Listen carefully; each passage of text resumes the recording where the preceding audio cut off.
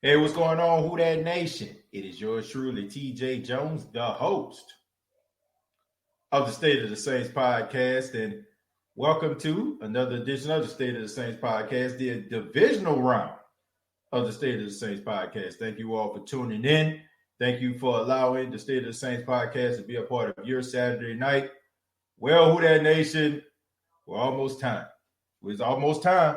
It is almost time for the New Orleans Saints to take on the Tampa Bay Buccaneers. And, a lot of talk is been happening. Everybody's talking about who's going to win. Is it going to be the Saints? Is it going to be the Buccaneers? I just want this game to take place, man, especially watching the games going on right now. And you're looking at these games, and it's like, oh, my God, man, I just wish the Saints played today. But now we got to wait all the way to Sunday evening to watch the Saints take on the Tampa Bay Buccaneers. But we're going to be talking about that throughout the show. And, of course, we're going to be reading some of your comments. And thank you all very much once again for being a part of the State of the Saints podcast. Probably going to be opening up the phone line, trying to see what you all have to say about this game. All I got to say is it's very, very simple, Who That Nation. The time for talk is over. Going back and forth with Tampa Bay Buccaneers fans, and they're excited, and they're talking about the Saints are going to lose, and they're going to send the Saints home, and, they going to move on, and we got Tom Brady, this, that, and the third. And, the Tampa Bay Buccaneers fans, you would think that Tom Brady won 6 Super Bowls with them. You would think that Tom Brady had all this playoff success with them. I don't know if they thought they bought Tom Brady and all his achievements that he brought from New England. I don't know what's going on with that. But all I know is this. Drew Brees is going to retire after this season. I don't care what anybody is saying. I don't care what anybody is talking about. He might not. No. Drew Brees is going to retire after this season. This is going to be Drew Brees' last home game. I don't care what Tampa got to say. I don't care what the fans got to say. I don't care if it's Tom Brady. I don't care if it's Jan Brady. I don't care if it's Brady Quinn. The New Orleans Saints are going to win this football game. They're going to literally have to drag the New Orleans Saints football team off this field. They are going to have to completely bury the New Orleans Saints team if they're going to win this football game. There's no way in hell that the New Orleans Saints are going to allow Drew Brees to lose his final game as a New Orleans Saint. And I'm pretty sure the Tampa Bay Buccaneers are going to put up a fight, and I'm pretty sure this game is going to be close. But I cannot see the New Orleans Saints losing their final home game with number 9, Drew Brees, as their quarterback. They are going to do everything they can to come out on top.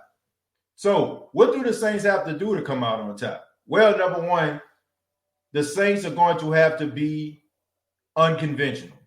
And by unconventional, I mean they're going to have to be a run-dominant team. Now, the last 2 matchups we saw that Drew Brees had his way with the Tampa Bay Buccaneers secondary. My opinion, I think that the secondary of the Tampa Bay Buccaneers is going to be ready for this game. They're going to put a lot of emphasis on trying to lock up some of the receivers. So I feel like the Saints need to completely switch up the way that they played these guys the last couple of times. And I'm talking about run the football. I'm talking about run the football at them boys with reckless abandon. Forget all that stuff about the first game and how they shut down Alvin Kamara and all that stuff they talking. Run the football with reckless abandon. I'm talking about impose your will on the Tampa Bay Buccaneers. Don't try to throw the ball all over the place. Don't be trying to match wits and go toe-to-toe with Tom Brady. Run the football. You got Alvin Kamara. You got Latavius Murray if he's playing. You have this offensive line who has been playing absolutely bonkers when it comes to run blocking. Run the dang football. Another thing they have to do, in my opinion, they have to set up the play action, okay? running the football sets up the play action. So in the play action, you'll be able to throw the ball down the field. I feel like the New Orleans Saints have to take some shots down the field. You take shots down the field because you leave the Tampa Bay Buccaneers team guessing. A lot of the times, the New Orleans Saints get into these phone booth type matchups is because the Saints play too close to the sticks.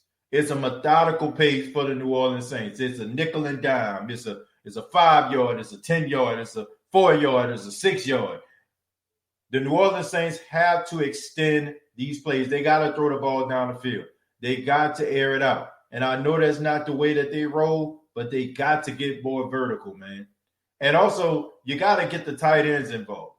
Devin White is not, I repeat, is not very good in coverage. So this is a game where Jared Cook and Adam Troutman can eat. Take advantage of the middle of the field. Let them go ahead and try to lock up the wide receivers. Take advantage of the middle of the field. This is a Jared Cook, Adam Troutman type game. These are the guys that we need to depend on. The middle of the field is going to be wide open. The last time the Saints played the Tampa Bay Buccaneers, they played a lot of zone. And that calls for a lot of the receivers to be open and find creases in the middle of the field. When you have linebackers that can't cover, it's easy for these tight ends to eat.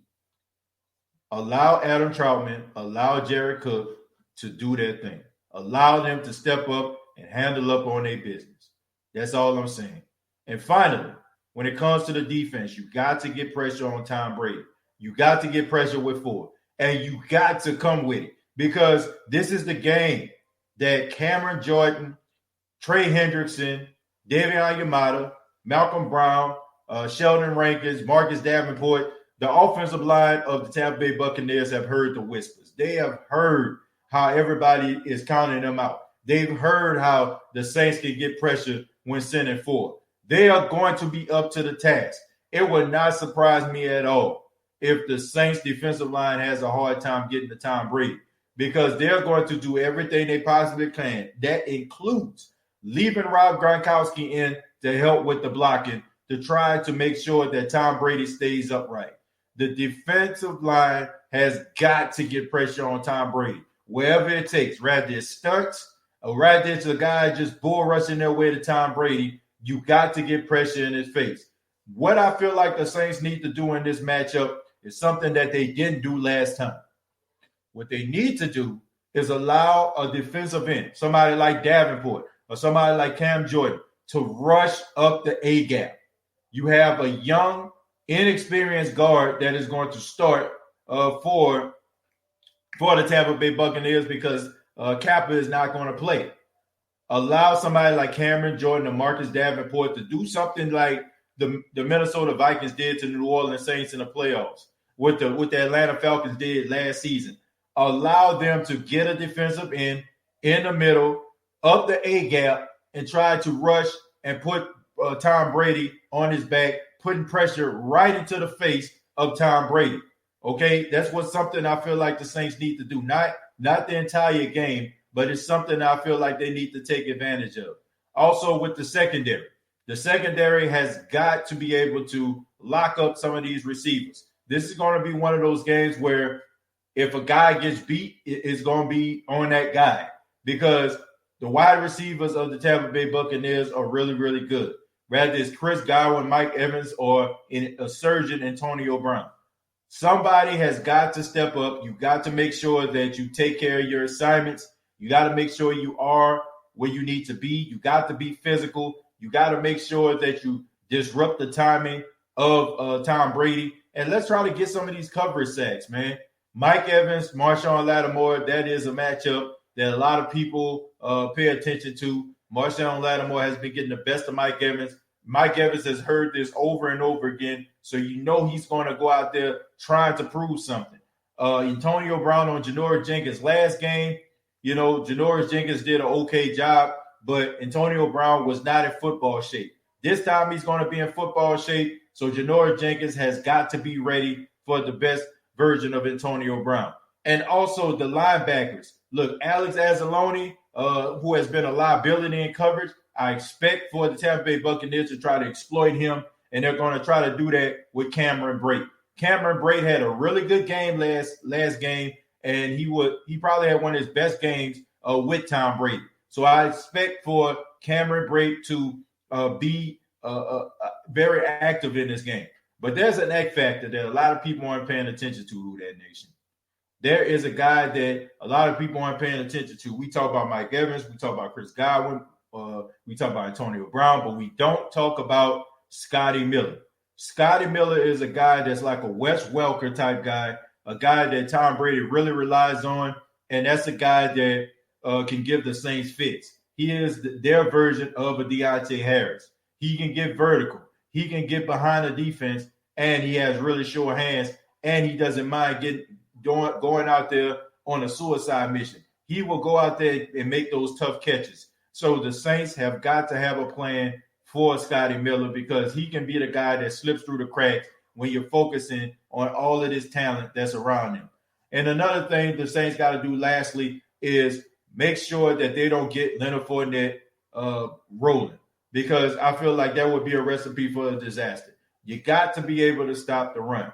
Ryan Nielsen, the defensive line coach of the New Orleans Saints, he has to be able to make sure that they be able to stop the run. You stop the run, then you can be able to stop the pass. Leonard Fournette had 96 yards against the Washington football team last week. And like I said, man, I'm not a real big fan of Leonard Fournette. I feel like he's a tad bit lazy. But when he's motivated to play, he's one of the best running backs in football. So the Saints got to be able to neutralize him. I don't know if Ronald Jones, how much we're going to see of him. He's been dealing with that hamstring injury. But if Leonard Fournette gets rolling, then it's going to be a tough outing for the Saints, because if you get the running game going for the Tampa Bay Buccaneers and you combine that with Tom Brady being able to do the play action, it's going to be rough for the New Orleans Saints. It's going to be a tough game. It's going to be back and forth. I feel like the New Orleans Saints are going to be able to kind of irk it out. This is going to be a close football game, man. I got this game. The Saints going to win 34-27. I feel like the Saints are probably going to end up scoring a late touchdown, but 34-27 is my score for this game. Let me go ahead and read some of the comments. So I'll be ripping them. Thank you very much for the $2. He says, guess you say I lost a few pounds just now. Thank you very much for the $2 donation. Kim says we need to catch these balls on defense. Yeah, that's the truth. When you have an opportunity to catch an interception, I mean, that's huge. You know, that's a game changer. I think about in the game I just saw earlier, the Green Bay Packers versus the Los Angeles Rams. The Green Bay Packers were in the red zone. There were two plays where the Rams could have had an interception, and they could have took a drive away from the Green Bay Packers. You got to be able to come up with those interceptions, because those interceptions can change the whole game. Okay, you take a possession away from the offense of the opposing team, and not only that, if you're close, you can even put 3 to 7 points on the board. So you got to be able to put your hands on the football, and I do feel like that's something that the Saints have been lacking. I've seen a lot of hands on these footballs, but they're not coming up with interceptions. You got to make sure that you're handling your business on that. Facts, that boy Purge 504. Traquan back to he's a beast in blocking. Yeah, Kim, you know, he's probably one of the best blocking wide receivers we have. And, you know, Traquan will catch a good, tough pass every now and then as well. We would need help with Anzalone in pass coverage. Malcolm Jenkins versus Gronk is a key matchup for me because you can't keep Anzalone out there on him. Yeah, you know, I feel like Malcolm Jenkins will be up to the task with the tight ends, but there are going to be times where Byron Leftwich actually schemes to make sure that, you know, somebody like Anzalone is on the tight end, so he has to be ready. They're going to pick on him. They're going to pick on him, man. Blue Apple, thank you very much for the $5. Says we need Will Less to be clutch tomorrow. He has me nervous so far. Yeah, Blue Apple, you know, but I gotta say, you know, looking at this game tonight, the Baltimore Ravens and the Buffalo Bills, watching one of the most accurate kickers of all time, Justin Tucker, missed 2 field goals. I mean, that makes you kind of, take a little pressure off Will Lutz. But Will Lutz has to be clutch. He has to go out there and make sure that he makes these field goals. And he has no excuses. It's not like he's playing outside or anything like that. You're playing inside. You know what I'm saying? You don't have to worry about the wind to your back or the wind blowing and swirling. You ain't got to worry about anything like that. Just go out there and play your game, man. We believe in you, Will Lutz. We know that you'll be able to make a couple field goals. TJ, I just pray they don't cheat us. Well, official Young Nola, if the Saints do what they need to do, they shouldn't have to worry about the refs cheating them because they will win this football game. Don't make the game as close as it needs to be. And I understand that the Tampa Bay Buccaneers are going to do their best to win. But if you clicking on all cylinders and you're not hurting yourself, then the referees shouldn't be a factor. So Marcus Williams going to get another pick on Brady. Glad we have a ball hawk like him. Yeah, Marcus Williams has been playing outstanding this season. It's been kind of under the radar because, I don't know, people got their feelings about Marcus Williams, but he does have 2 interceptions against Tom Brady, and he is a guy that, if he's close to the ball, he's going to get the interception. So count on him to have another fantastic outing. Dill says, I'm nervous, TJ, about Sean Payton play calling in the playoffs. I'm not too concerned about Sean Payton's play calling. It's mostly about execution. Can they execute what he's calling? I don't want him to go out there and be calling a whole bunch of passing plays. I did not like the fact that Drew Brees threw the ball 23 times. I didn't like that at all. I didn't like it. I wasn't a fan of it. And hopefully we don't see that anymore. I think the X factor is the Saints offense against the defense.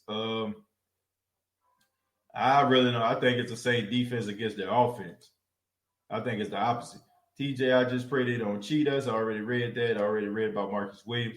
34-21 Saints. Okay, that's a good, decent score right there. My prediction is just win. If we play our game, we good. Yeah, I don't care about the score. I leave that up to the prognosticators who just feel like they're going to critique somebody based on the fact if they win by 2 or win by 3 or win by 7. I just want them to win. As long as they got more points than the Tampa Bay Buccaneers at the end of the game, I can care less. Okay? Nobody remembers the score. People just remember the outcome. Straight up. 31-17, Saints pressure Brady and lock this one. I hope so. You got to get pressure on Tom Brady. That's the key right there. That is the key. Just do their job and we'll be fine. Smash mouth football. Be smart. Yeah, I think they definitely need to run the football. I smell smoke. The refs going to cheat us because Brady gets $500K if they win. Well, Mike T due for a big game. Yeah. Hopefully he'll be able to play, even better than he did last week. Right now, what I'm going to do is I'm going to put the link inside for the chat. I'm going to put the link for the phone calls inside of the chat. So feel free to chime in. Tell me what you think about tomorrow game. What you think the Saints are going to do. TJ, my cousin, talking about I'm gonna be sick tomorrow when the Saints lose. Well, I ain't paying attention to that negative energy right there. I don't need that negative energy. Chris, what's going on, man? How you doing, TJ? Okay, so just gonna rattle off a few things before we get into it. First off, injury report for Saints that's coming out. Patrick Robinson out. Latavius Murray questionable. Taysom Hill questionable. Trey, Jared, and Teron, who were on the injury report, are good to go this week. And Will Clapp is on the reserve COVID list, so fun for that. For the Tampa Bay Bucs, the questionable ones are Ronald Jones, Andrew Adams, and Jordan Whitehead. Everybody else seems like they're good to go, so okay, fun times. But yeah, taking it back what the Saints need to be sure they need to be able to beat this week against the Bucs is they need to be able to beat man coverage this week. Right. We have not been good against Tampa Bay's defense. Thankfully, Todd Bowles doesn't really call man defense for some reason. You need to be able to beat it. both times they played us, even if they didn't play many snaps, we had about a 4-yard average on man and about 7 yards average on zone. So I'm looking for Jared Cook, Adam Troutman, MT, like our big guys, to be good in like the short crossing game to try and open up the man type. And like you said before, play action is definitely important in this game. We need to get AK going and put Taysom Hill in there and run some like just power runs on them. See if we can't keep them honest with like bruising style. But yeah, fun times. Yeah, I mean, are you nervous about this game, Chris? A little bit. Like I love the show, and like I'm like, please just punch Tom Brady in the mouth. But the main thing like I'm worried about is mainly like, yes, their offense is incredible, and our defense, I'm scared it may go back to how it was in the first like 6 or 7 weeks of the year, where we were getting beat over the top and doing stupid stuff. It's just that. I mean, I'm watching the New Orleans Saints in the playoff at this point. What's not to be nervous about? Right. But yeah. I mean, look, I'm nervous as well, but I just think that looking at them last week and the way that the defense played, I'm more confident in the defense than I am in the offense. I gotta say that because the defense actually played really well, and yeah, they played. The offense struggled in the first half. I don't like it was like one half, like in the first half, Sean Payton was trying to be cute with the play calling. He was running like, ooh, let's run some reverse out of this against the Bears that are just going to try and get up to you and not try to. He was trying to go east and west to gain yards, not north and south. Right, is what I see. But yeah, I mean, and Chris, in the second half, they ran the football more, and they were able to, set up the play action, throw the ball, and push the ball down the field. And I feel like what they need to do is do something completely different. They were very pass dominant in Week 9 versus Tampa Bay Buccaneers. Yeah, they ran the ball 4 times, and one of those included a kneel down. Or no, it was 5 times, 4 actual runs, 1 kneel down is what it was. But but like I said before, like the main thing I'm worried about, the defense, I trust them to like keep us in this game. Right. Personally, my prediction for this score is about 31-24 for Saints. Right. That seems like a kind of balancing act. But what I'm very worried about is our offense versus their defense, because even like looking back to like when we clobbered them, like with the 38-3, a few plays don't go our way. It's pretty much a 12-point swing in the opposite direction. So yeah, it's just. And what you said about moving Davenport or Cam Jordan, my thing would be try to keep – I know they want to do rotations, but try to keep all 3 of your great edge pass rushers in the game as much as you can. Hendrickson on the left tackle. Smith, yeah. Yeah. Donovan Smith, yeah. Yeah. Jordan on the right tackle, Tristan Wirfs. Yeah. And then bump Marcus Davenport in onto the right guard / center area, because that's where the backup place is defending.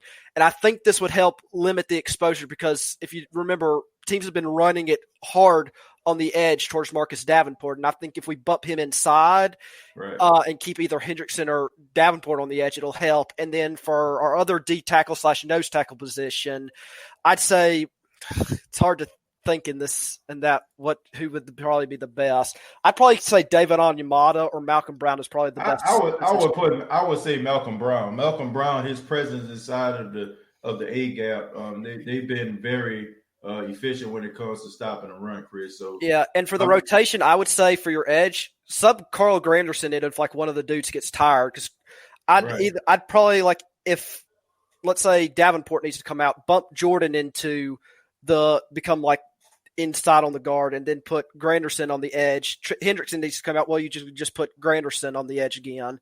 Right. So just make sure they're fresh. But yeah, I'm a little nervous because obviously I'm watching New Orleans Saints playoff football. Yeah. I mean, but look, I just think if they don't beat themselves, they should be okay. Yeah, but please just beat the snot out of the Bucs. Like, come on.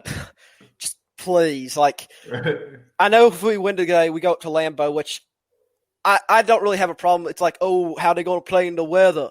I don't care about that. I want to see how we Man, I don't care about that. We just look. got to win.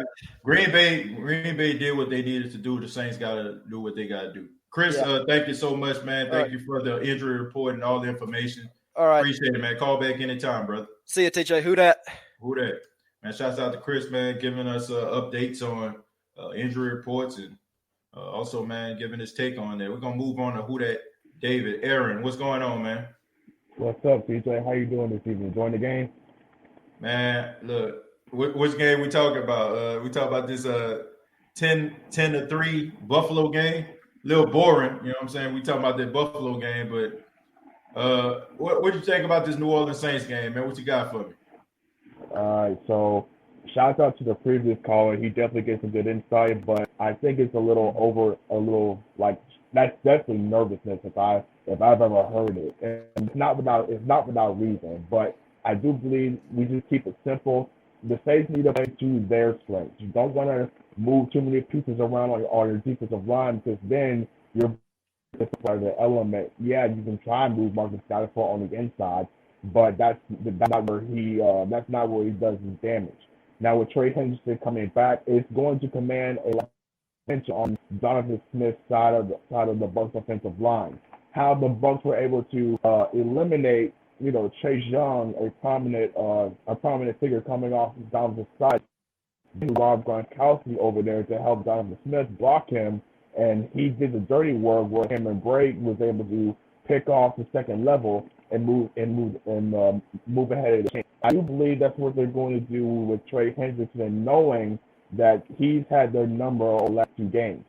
So right. With that said, that also opens up a lot of opportunities for other guys on the line of scrimmage. Whereas, Malcolm Brown, Shy Tuttle, Thompson, Malcolm Brown, these guys are going to have to win the one-on-one battles, and they have shown they can do that on a basis and force either a sack or an errant throw. The one thing I'm looking at really is Tristan Wirfs versus Cameron Jordan. Tristan Wirfs for the last child Cameron Jordan, he's only had I think 2 quarterback hits. That one quarterback hit is the very first pass attempt in Week 9 against the Bucs. So going to be coming in with a chip on his shoulder, knowing that he has to find a way to get around this rookie. You have Traquan Smith coming back, which is going to be big in terms of your running. But that's also a double-edged sword because you're going to see more, Sean Payton trying to play with Alvin Kamara or maybe even Latavius Murray to the east and west. That's just playing to the hands of your linebackers of the Bucs, a.k.a. Devin White and Levante David, who's on one side like the sideline, is running straight up north and south. So what they need to do offensively, don't even worry about running for explosive plays. They average 5.7, almost 6 yards to carry on the ground against the Bucs in Week 9. But they're going to be more prominent in stopping the run in better conditions, a.k.a. the dome. So what they need to do is be efficient in football. And I mean efficient as in popping out 4 or 4.2 yards per carry, somewhere along those margins to keep the linebackers honest and where you want them to be. The linebackers for the Bucs it always has been their strength. Where you want them to be is going to be how this game is going for the New Orleans Saints. Whether you want them to bite on a play action, where you want to line them up against tight ends like Derek Cook, because they struggled back in Week 9. Where, like I said, where you line them up is how this game is going to go. In terms of the Saints secondary, I'm not too worried about taking shots down the field. The Washington football team played a lot of zone coverage, which is not their thing. They played a lot of man, and that's how they got into the postseason to begin with. But for some reason, they just ran against Green Bay. They wanted to play, this soft zone coverage, and that's just played into the hands of running back, played into the hands of Mike Evans, Antonio Brown. You don't want to get away to what you are in the postseason. Right. Play either single high against Mike Evans or cover 2, defend the deep ball against either Chris Godwin or Antonio Brown. Because those are going to be your guys that are going to be out there on the edges or streaks or skinny posts over the middle of the field. Those are going to be your deep shots. Not Mike. Mike Evans is a short guy or short to any immediate guy because he is physical. He can get up there. He's more of a zone coverage buster. I believe the Saints are going to win this game. Final score of 30-23, but that's if the Saints secondary shows up. We've seen already on for a second consecutive week a top 10 defense not show up when it matters. Can the Saints break that streak? Let's hope so. Yeah, I just man, you said a lot there, Aaron. You know, I do feel like if the New Orleans if the Saints don't beat themselves, they're gonna win this football game. I mean, look, we can evaluate this game all day long. The Saints are a better football team than the Tampa Bay Buccaneers. We seen that twice this season. Okay, I mean, we seen that the Tampa Bay Buccaneers, no matter how they try to put this team together, how much they try to construct it, the Saints are a better football team than them. The only thing that all these prognosticators and all these media people, all they have is, oh, Tom Brady ain't never lost 3 times. Look, whatever. You know what I'm saying? If the Saints don't beat themselves, they're going to win this football game. It's just as simple as that. Because the Saints are better, well-coached, and they have better – and I don't want to say they have better players. I mean, the Tampa Bay Buccaneers have a really strong team, but I just feel like when it comes to chemistry, the camaraderie of this team, playing for each other, I just look at the Tampa Bay Buccaneers. I just think they just got a team full of mercenaries. It's like a football mercenary camp going on. You know, like you want to win a Super Bowl, you want to win some games, come on over here. I just feel like if the Saints don't beat themselves, if they don't just go out there just tripping all over themselves, they should be able to get this victory. But Aaron, thank you so much, man. Thank you for your commentary. Appreciate you, man. For the State of Black and Gold podcast on YouTube, man. Check it out. Appreciate your time, brother. Always, TJ. You take it easy, man. You too, man. Man, shouts out to Aaron, man. Y'all check him out on the State of the Black and Gold podcast on YouTube. Great commentary right there, as y'all can see. We're going to move on. We got the OG of the State of Saints podcast. We got Jerry Porter Jr. What's going on, Jerry? What's going on, TJ Jones, the host of the State of the Saints podcast? Yes, sir, man. How you doing tonight? I'm doing great, man. You called me at the right time because I'm sitting here watching the Buffalo Bills and the Baltimore Ravens game. Lamar Jackson just threw a pick to one of the Bills secondary, ran all the way in for a touchdown. Word? So now it's up 17-3. Oh, God dope. Yeah, I'm actually looking at it right now on my phone. Yeah, you're a little ahead of me because I just actually see the pick. I see him streaking down the sideline. Is that Micah Hyde? I think so. That's the one that caught the interception. It went all the way, I think, for like 100 yards from their end zone to the other side. I'm like, that's when I say, whoa. Yeah, man. I actually just saw that real time over here, man. That excitement you see when somebody when a quarterback throw like an interception to one of the defenders, you know he's gonna take it all the way to the house. That's right. That's when you get them effects and like whoa. Hey man, I mean, I actually just saw it as you were saying that. I look to my left and I see the interception actually take place, but.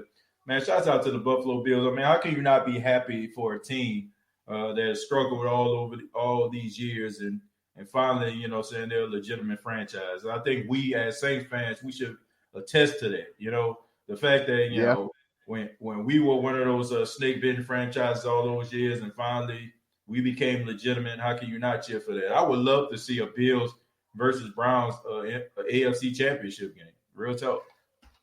Yeah, it could happen. It just Cleveland got to do their part in Kansas City tomorrow because if not, it might end up being Buffalo and Kansas City for the AFC championship. Right. But that's not what we're on here to talk about. We come here to talk about the brawl for it all on Sunday. Yes, sir. That's why we're here. We're here to talk about the brawl for it all. All this talk, all this stats, all this other stuff. We need to put all that to sleep. Tomorrow is Sunday, and this is the finale of the divisional rival. Right. That's why we're here, TJ. Yeah, absolutely. And Jerry, I already said it, man. Look, I don't care about no stats. I don't care about who throw for 300.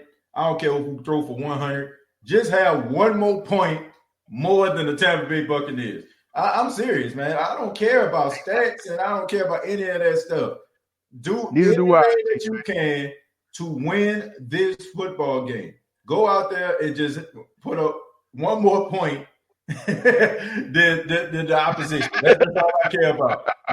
That's the You said you about to say the same thing I'm getting ready to say. Mm-hmm. I don't care about all this stuff going on.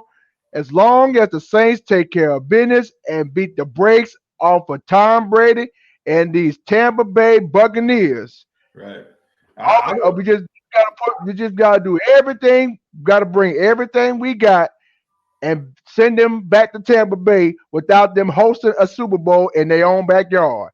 Right. That's my concern. Man, I don't care. Look, all I'm saying is this. They don't even got to beat the brakes off, in my opinion, Jerry. They already done beat the brakes off of them. They just need to beat them. I don't expect for them. Like, if the Saints go out here and they just mop them boys up, that would completely surprise me.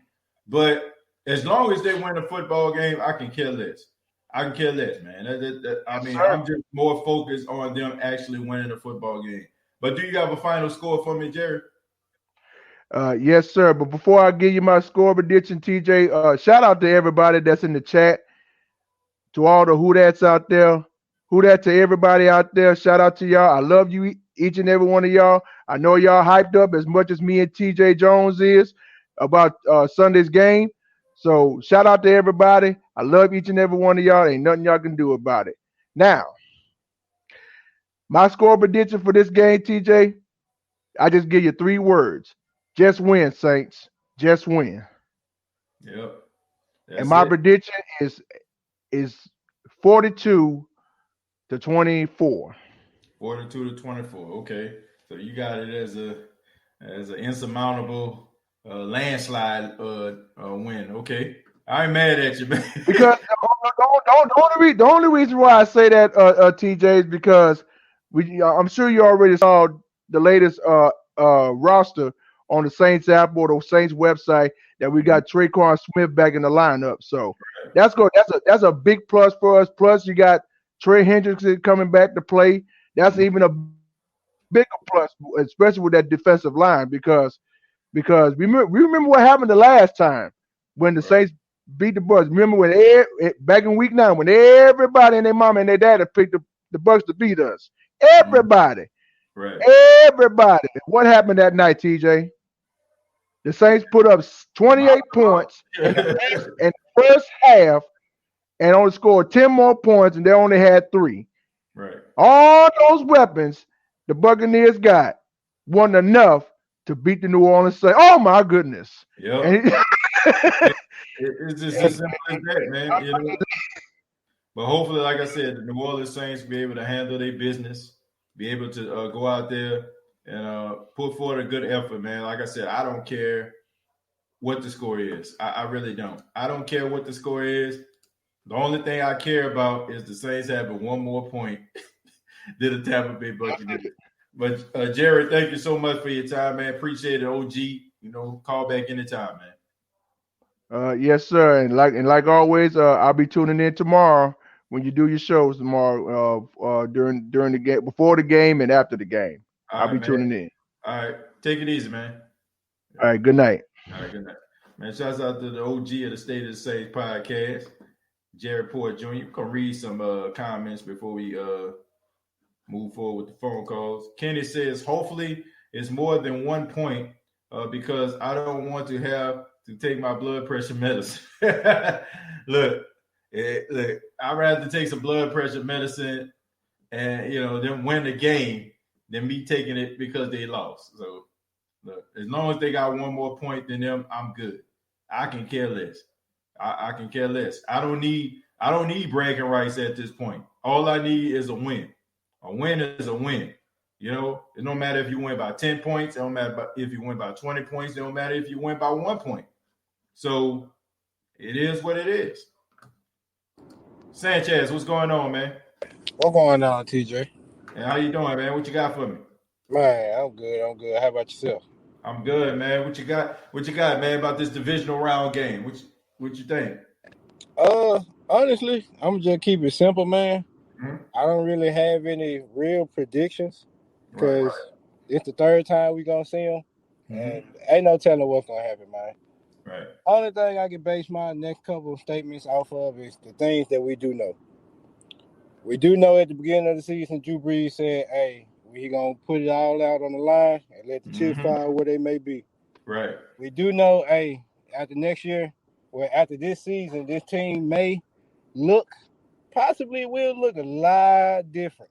You know what I'm saying? Some key pieces that we grew to know and love might not be here next season. Yeah. We know that, man, that at this point, at the stage of the game, we just got to take it one game at a time, man.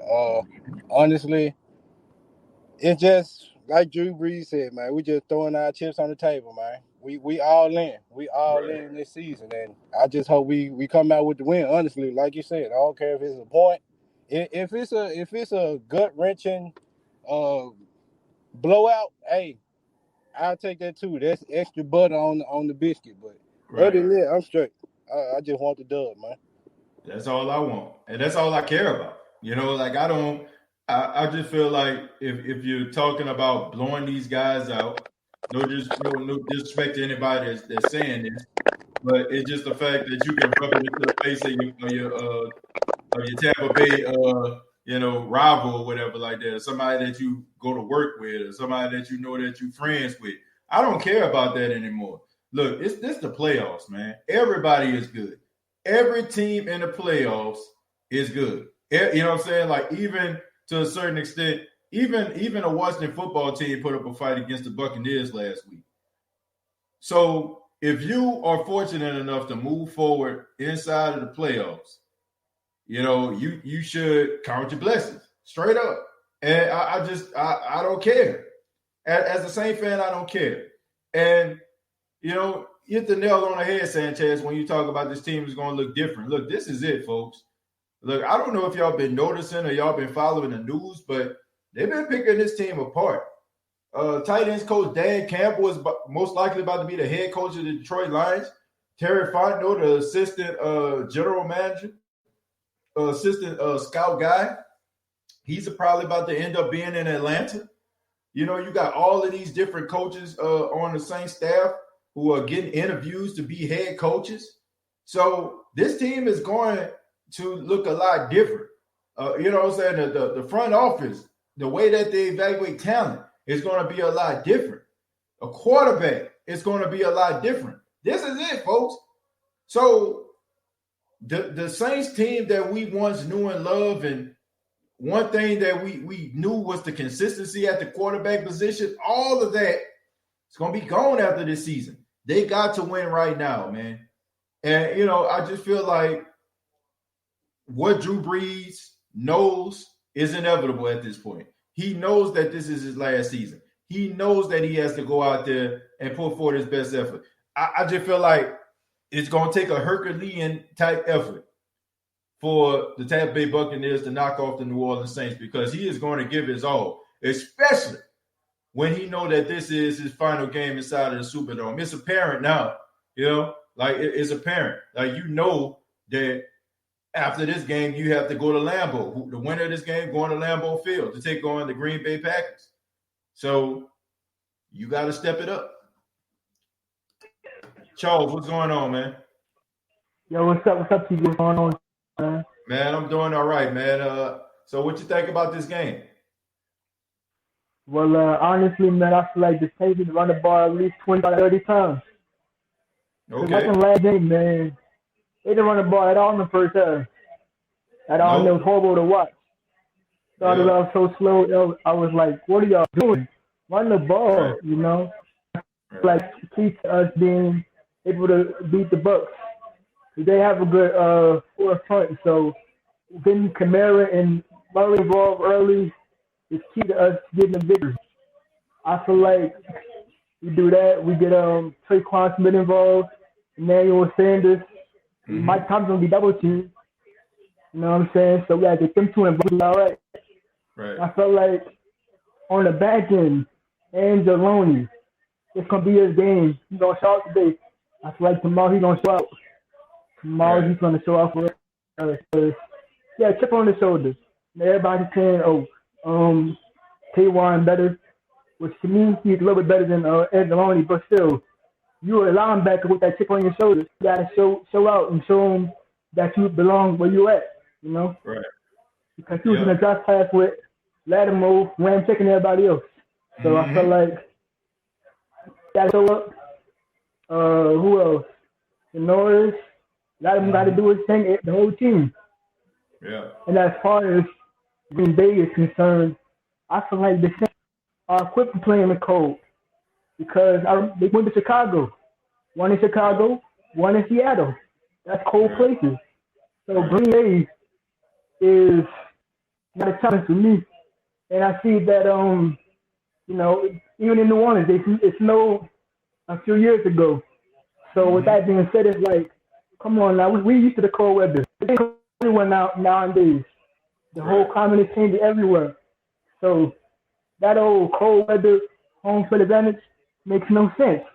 It's ridiculous. That's like the media want to count the Saints out because they know we're the best team in the NFL. I don't about no Chiefs, no Bills, no Browns, about them Saints. The best wide receivers, best running backs. Yes, he's better than Henry. Yes, he's better than Chubb. Anybody who wants to throw out there could put up any of them boys. You know that they should. So, with that being said, today, I feel like we just want to go out there, handle our business. And my scope for the game would be Saints 37, Bucs 23. Okay. All right. 37-23. And I do agree with what you're saying, Charles. You know, they're a good football team. The Saints don't really get the credit that they deserve for being a good football team. And I just feel like people just don't pick the Saints because I just think that they look at what happened to them the past couple of years. And it's not the fact that they're not a good football team. A lot of these media people, they just want to be right? And anything that they feel like makes them sound wrong, they feel like it's a shot at their credibility. And that's the reason why if they pick something and they're wrong, you'll see them crying on Monday morning. Oh man, I mean, why y'all going at me? It's all about feeling right. It's all about ego. You know what I'm saying? But in reality, it's about this team is a really good football team. And every team each year they change up different personnel, different members of their squad. So we can't look at last year's team and say, well, it's the same thing. This is a different football team. It's structured differently, different mind frame. You have a little bit more of a identity. People understand the defensive assignments better, more chemistry, and there's a better emphasis on some of the things that they actually lacked last season, like an actual running game. So I just think that if you're a smart person, then you would pick the Saints. The Saints to me are one of the best football teams in the league. And if you actually look at how this team has went 12-4 this entire season, you would think you would look at yourself and say, man, it's one of the best football teams. I mean, no matter what. I'm sorry to cut you off.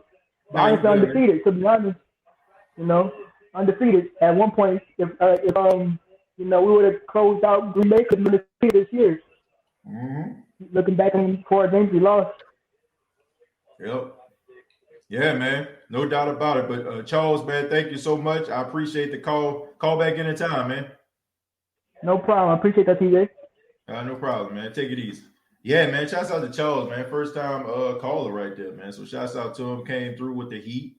Good stuff. Yeah, man. But they don't give the Saints credit for being great.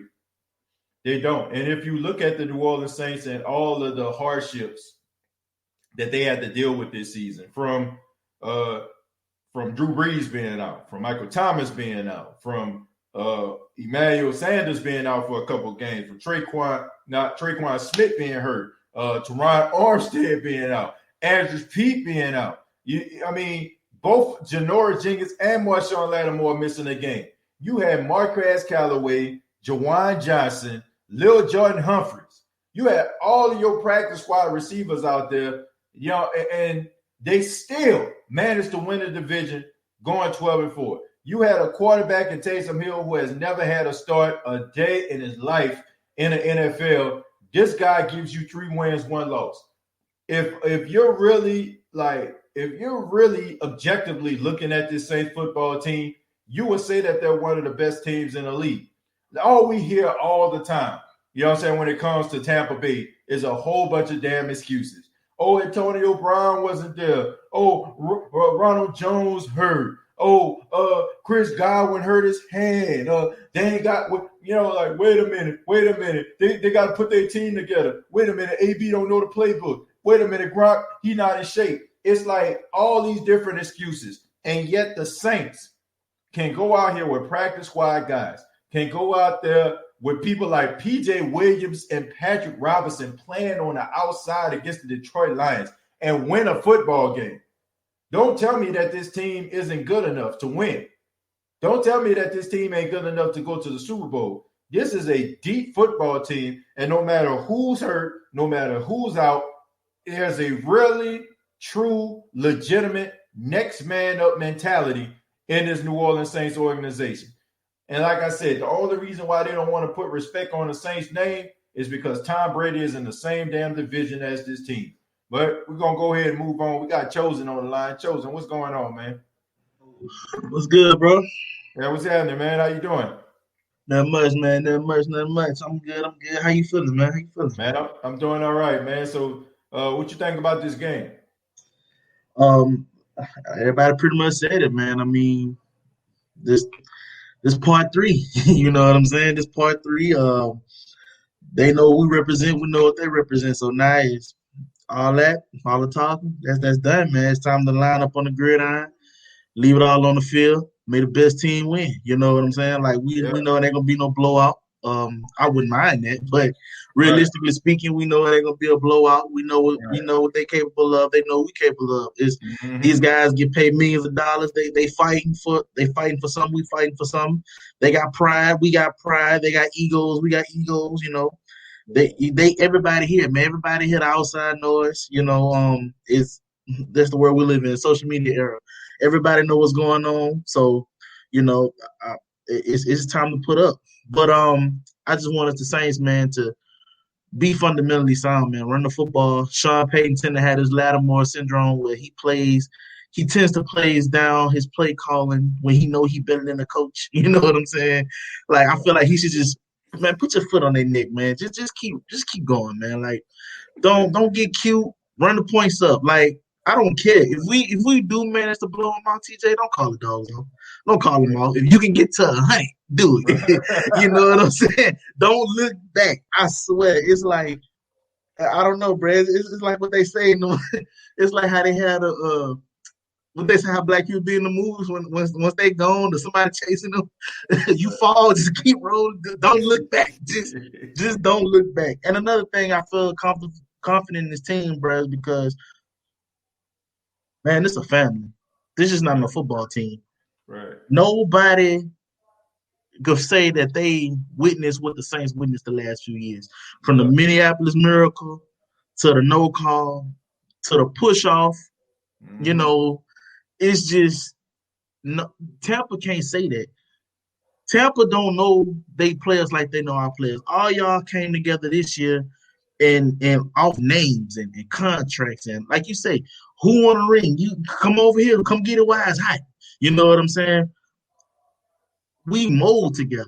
We laughed together. We cried together. We experienced everything together. You know what I'm saying? And you ain't gonna be able to play football with somebody knowing that you ain't go through that type of bond. It's deeper than football with this team. These guys actually love each other. These guys actually care for each other. Yeah. You know what I'm saying? That's something you can't buy, TJ. That's something you can't coach on side of those lines, man. That's something that can't be bought. It's just like when you go to these stores and buy these cakes and stuff, it ain't gonna taste how grandma or big mama made it. Cause that's love. You know what I'm saying? That recipe been passed down and passed down and passed down. This just not something to do to make money or make a name off of it. This is something that's true and dear to these people's hearts. These guys actually play for each other. So, like you mentioned this Drew last game. You think Drew want to send us play his potential last game at home, half-assing? Excuse my French. You think man, he gonna let it all on line. With that being said, I hope that don't, interfere with the run game.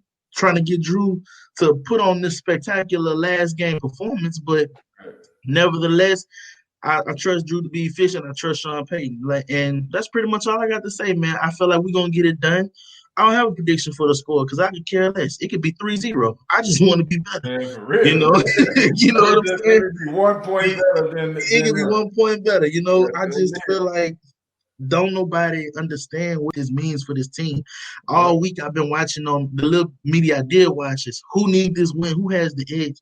Man, Tom Brady gonna come back. These guys, rookies, and these guys got plenty of years to play. They gonna be together.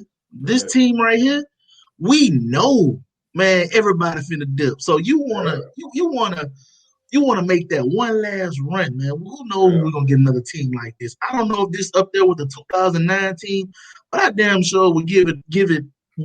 I would take this team right now to the Super Bowl, other than the 2019 and the 2018 team, Right. But I just feel like this is it, man. I feel like this the year we get it done, and it starts with Tom Brady. And I'm ready for them to backpedal on Monday if things go our way. Like I said in the beginning of the season, TJ Fargo, when you and your brother was on, they used those same excuses about the preseason and the OTAs, and we trying to get Antonio Brown in the groove. But in that same breath, they was considered the best team in the NFL. Tom Brady, the MVP. He's looking like himself. Psycho Tom, whoever the hell that is. You know what I'm saying? You can't use that as your downfall and then use that as your uplift too. It don't work like that because now you being hypocritical. They use Tom Brady not being able to have these OTAs and getting chemistry with the team, but in that same breath they used it. Oh, Tom Brady doing this without the OTAs. Like, you can't do that, man. You can't. Either it's hurting them or it's helping them. Which one? You can't be both. It can't be both. So, we know where that stands. We know the storyline, but I feel like we're gonna get it done, man. We just got more pride. I feel like this team got heart. That's something you can't teach, man. I feel like we wanted more. We got more to lose, and we playing for something. It ain't just the ring. We playing for each other. It's more than that. We playing for brotherhood, man. We playing for New Orleans, Right. So that's what we got to do. Yeah, I mean, you said a lot, man. As far as with this team, I mean, I just, I look at this football team and everything that it's been through, and people just waiting for the bottom to fall out, and they just think that Tom Brady being who he is.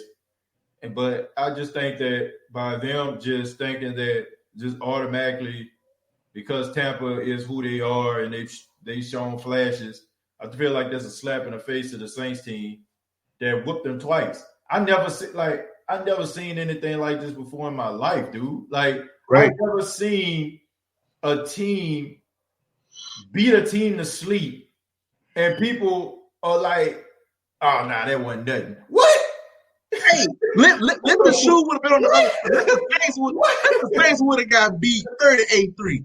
Man, they'll be telling us to get the brown paper bags back. Bro, it's like if somebody knock you out cold, right? Somebody put you to sleep. And it's like, nah, they ain't really happening. You know what I'm saying? It's like what did you do? Right. Like, what did you do? Like, I don't know, man. But and then they try to make.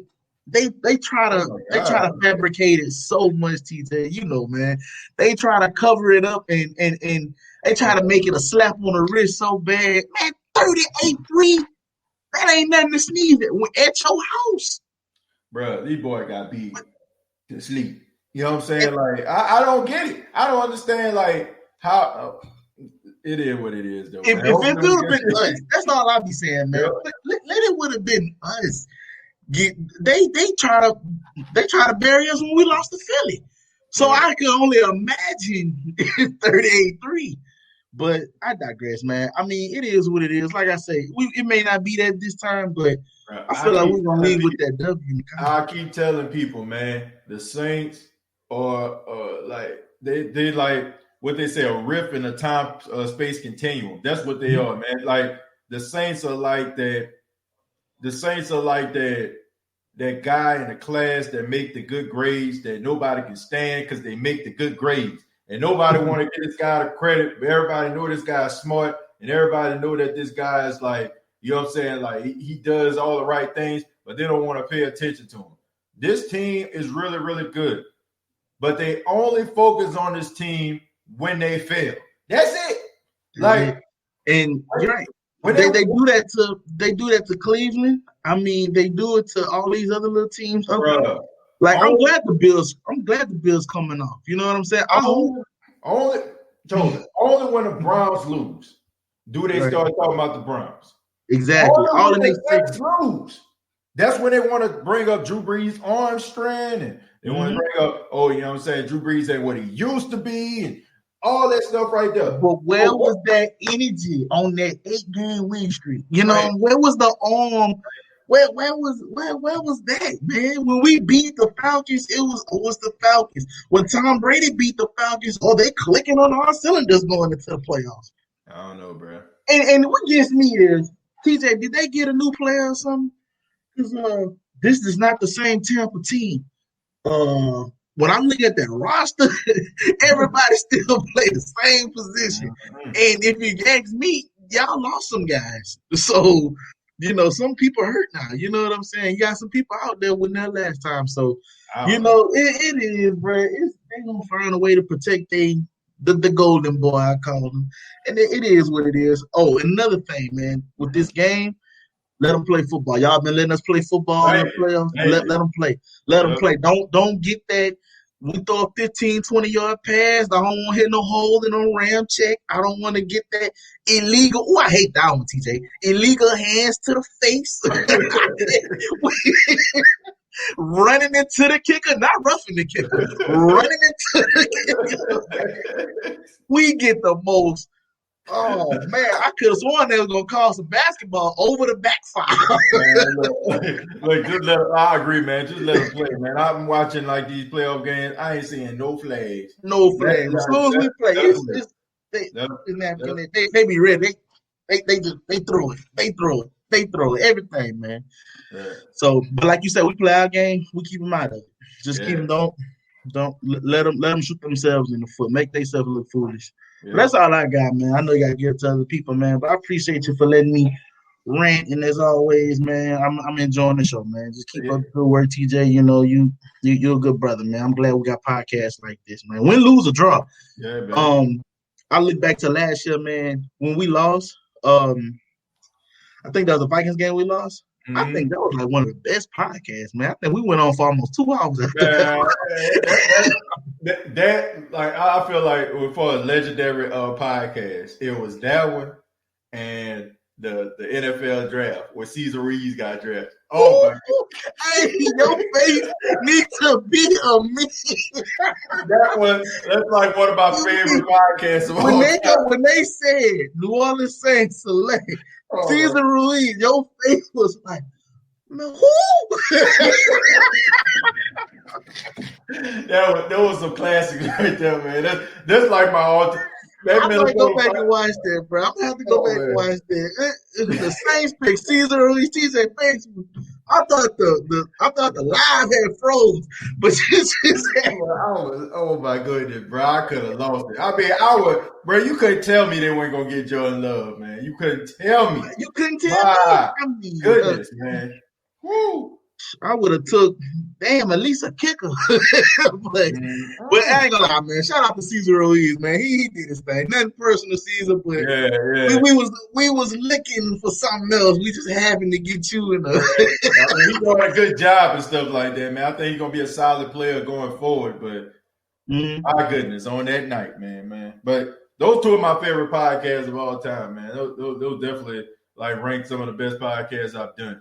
But I appreciate it, man. Thank you so much, Chosen. You take it. Oh, yes, sir. Yes, sir. All right, man. Yeah, man. That's one of my favorite podcasts right there. Those was some classics. Tony says, "Well, worst defeat of Brady's career and act like it was nothing." Yeah, that is the truth. They do pretend. They don't nobody do the Jedi mind trick like the media. Besides K. Adams, the media hates us. Yeah, because like I said, we're not a part of the status quo. We're not part of that that group, that nostalgic group that they like to elevate, like the Packers, like the Steelers, like the Cowboys, Eagles, people like that, So they try to elevate those teams and they try to depreciate the Saints. But like I said, I could care less. Just win the damn football game on tomorrow. We're gonna go to Justin. Justin, what's going on, man? What's going on, TJ? How you doing, man? Man, I'm doing all right, man. What you got for me? And I'm sitting up here watching this Buffalo Ravens game. Look like Buffalo gonna take it to the next round. Okay, all right. Yeah, I had it on, man. But I ended up cutting it off. I had it on my phone. Yeah, they done took Lamar Jackson out here in concussion protocol. They down 17-3, 5.5 minutes left. So it ain't looking too good for Baltimore. Who out there right now? Who they backup is? Hurley, Ricky Hurley. Okay, wow. Number 2. Man, he ain't doing much. Like they about to kick another field goal, go up 20-3. That's but crazy. I want to talk. But you know what we're here to talk about. I want to talk about the Saints Bucs matchup. I'm not worried about it. I think I know you've been saying all podcast long that you're not worried about the score, but I think we're gonna show out, man. We're gonna be at home. We're gonna have an extra 500 people. I think it's gonna be like 3,500 people in the Superdome. Right. And I think they're gonna what I'm saying, like the last caller said, like we playing for something. Drew Brees last year, the whole front office probably gonna get shook up. People getting, job offers left and right. We got a couple people that probably gonna come back next year due to the salary cap thing. So this is it, man. I think this is probably the best Saints team in the history of the Saints.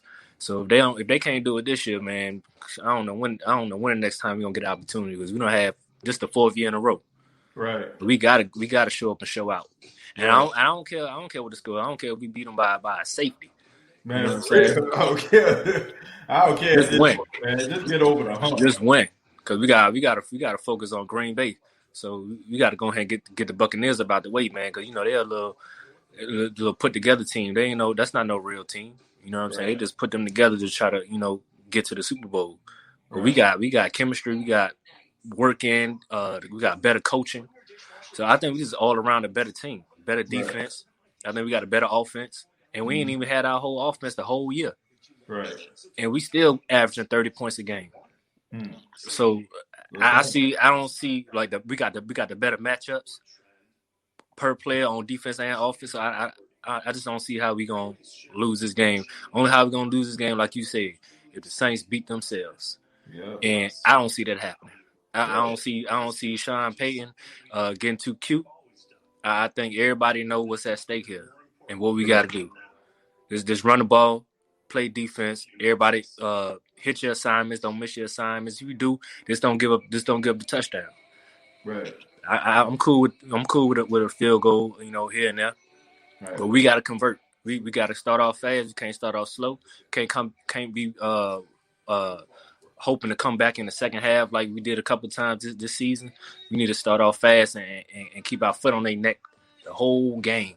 Right. And hit that A gap and keep pressure on Tom Brady, because when Tom Brady get pressure to death, he like to fall around. He be sliding like Pete.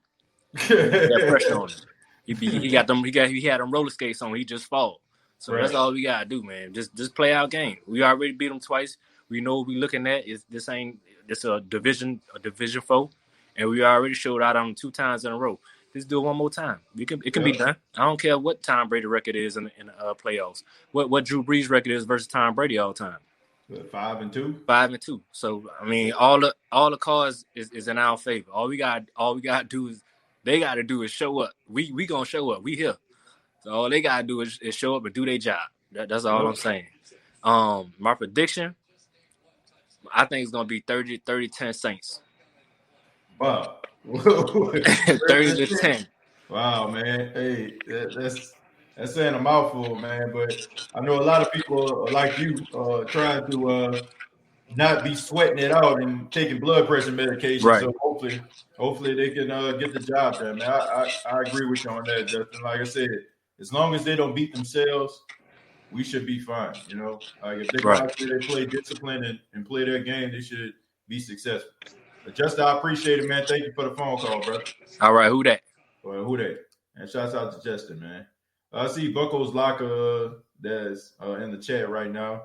Buckles Locker, I put the link inside the chat, so you click on the link, man. Feel free to call in if you're still there. We're gonna go to Keen Arthur. Keen Arthur, what's going on, man? Man, what's down with you, bro? Hey, real quick. I noticed that Aaron Donald and them was out there crying when they lost the game, when they lost today. Was you crying when Roby Coleman cheated for y'all and got y'all to the NFC Championship? I mean to the chip where y'all got smoked? Huh? Was you crying there? Man, no, baby, no, don't cry now, bro. Look, man. I mean, look. I always look at the Rams, and you know they ain't about to get no tears from me. But Aaron Donald is a beast, man. The fact that he couldn't be at 100% is pretty unfortunate. You know what I'm saying? Unfortunate for the Rams, but I don't know, man. Hey, bro. Crazy thing is, they asked Sean McVay, was he on a limited snap count, and was he healthy? He said no to the first question, and he said dude was healthy and he wasn't on a limited snap count. So why you don't got this man in the game? Man, of course they was lying. You know what I'm saying? Like, you know, that man ribs are broken. You know, he broke his ribs last week versus the Seattle Seahawks. I mean, did they say how many? One. He broke one. Man, that's enough. Yeah. So I mean, we just look at 11 cracked ribs and with Drew Brees, and we like, but that's tough, man. But right, I didn't expect for them to win anyway. The fact that they were actually in that game to the very end was a shock to me, and it didn't involve their defense playing lights out. So it is what it is, man. But what you think about this divisional game, man? Saints versus Buccaneers. Man, look, much like most of your callers, but I'm sorry I'm getting there so late. But you know, I'm at work. I got stuff to do. You hear me? But I can tell you this: them people, we match up good with them people. Them people don't want no smoke as long as the Saints. That's why I'm glad you brought that up, because this is what I wanted to say. You know how every team uses the script about 15 plays, huh? Mm-hmm. They like their first 15. Right. I'm gonna need for Sean Payton, bro. Whatever you script, if you notice after play number 5 that it ain't really working, bro. Ground and pound. It's your best friend. It kills time. It gives you time of possession, and it keeps them off the field. I'm not scared of their offense. Chris Godwin, that boy can't catch nothing. I don't know what it is, what's going on with him, but that boy got stone hands right now. You put CeeDee Deuce on him, get in his head. We already know what Marshawn gonna do to Mike Evans. We already know what time it is, and you keep Jackrabbit on Antonio Brown. Yeah. You have the squad to do what you need to do, bro. And we got Trey Hendrickson back. That's a big thing. That's a big plus. Right. Get the ball in the hands of your playmakers and don't get too cute, bro. They can't stop you from running the ball. They can't, and if you have to throw the ball quick, I don't care. Assassin who's good with his hand is just as lethal as an assassin who can hit you from long range with a sniper rifle. Real? I don't play into these NFL narratives where you throwing the ball down the field. Right. Did you lose? Did you stop me when I was throwing it at 10-yard? Did you stop me when I was throwing it at 12-yard? No, you didn't. It still added up to 7 points, and my time of possession was 8 or 9 minutes.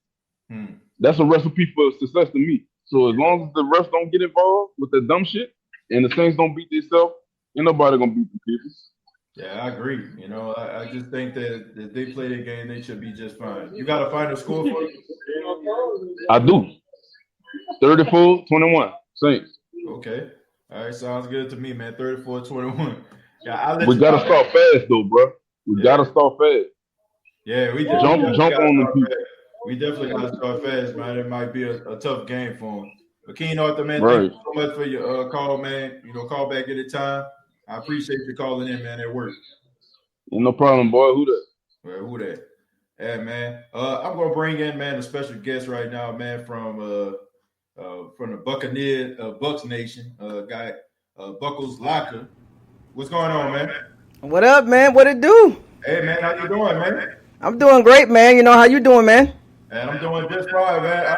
I seen your video, and you said that you want me to hit you up, man. So I just want to know what you got to say about the game, man. Well, first of all, let me give you a shout out to you, man. I see you doing your thing, man. You've been doing it for a little minute too. This is my 4th year doing this, man. So I kind of like started like you, kind of like when I first started back in 2016.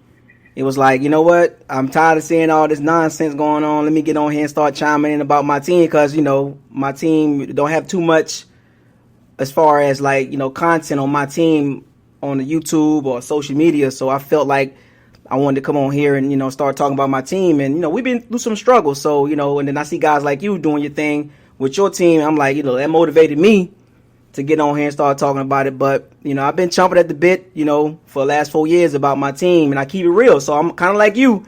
Some people don't like when I talk about the team and they get a little frustrated, but I can't be biased. I just be straight up with what I see. So as far as this game, to get down to the point that you had, the question you asked, I think the game gonna be close. I throw the first game out. I throw the first game out. It is what it is. I call that loss for us. First game of the season. And then in the second game, that was a mind-boggling game. I was upset about that game with Bruce Arians in particular. For me, it's always at the top. It's always about coaching in the trenches with me. Where the engine starts at. And when I seen that second game, 38-3, and then everything was wrong. 5 runs, bombs away. It didn't make any sense to me. That was a bad game plan, and it starts at the top. So I look at Arians, chucking the ball around like that against a secondary that's built for the Bucs receivers, pretty much. With the matchups, like the last caller called in, y'all match up very well against our receivers, and it shows. The last 4 games, 0-4, and it didn't look good passing the ball. So what I'm expecting this game to be a little different from the first 2 or the previous 4 games as far as with the run pass ratio.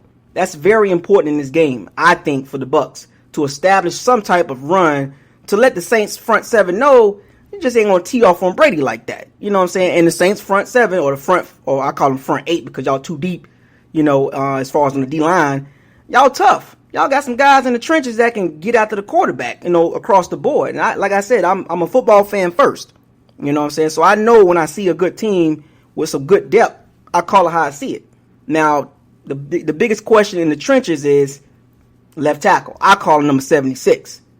You know what I'm saying? And I don't call him by his name because every time we play y'all, Trey Hendricks and Cam Jordan just do a number on him for some strange reason. It's just what it is. Some guys just got your number. And then with Cam, with Tristan as a rookie has been actually playing good against Cam. Actually been blocking him very well. So I'm not really too much worried about that matchup. That matchup is pretty good. But it's Marcus Davenport and Trey Hendricks on number 76 and our right guard, Alex Kappa, broken ankle.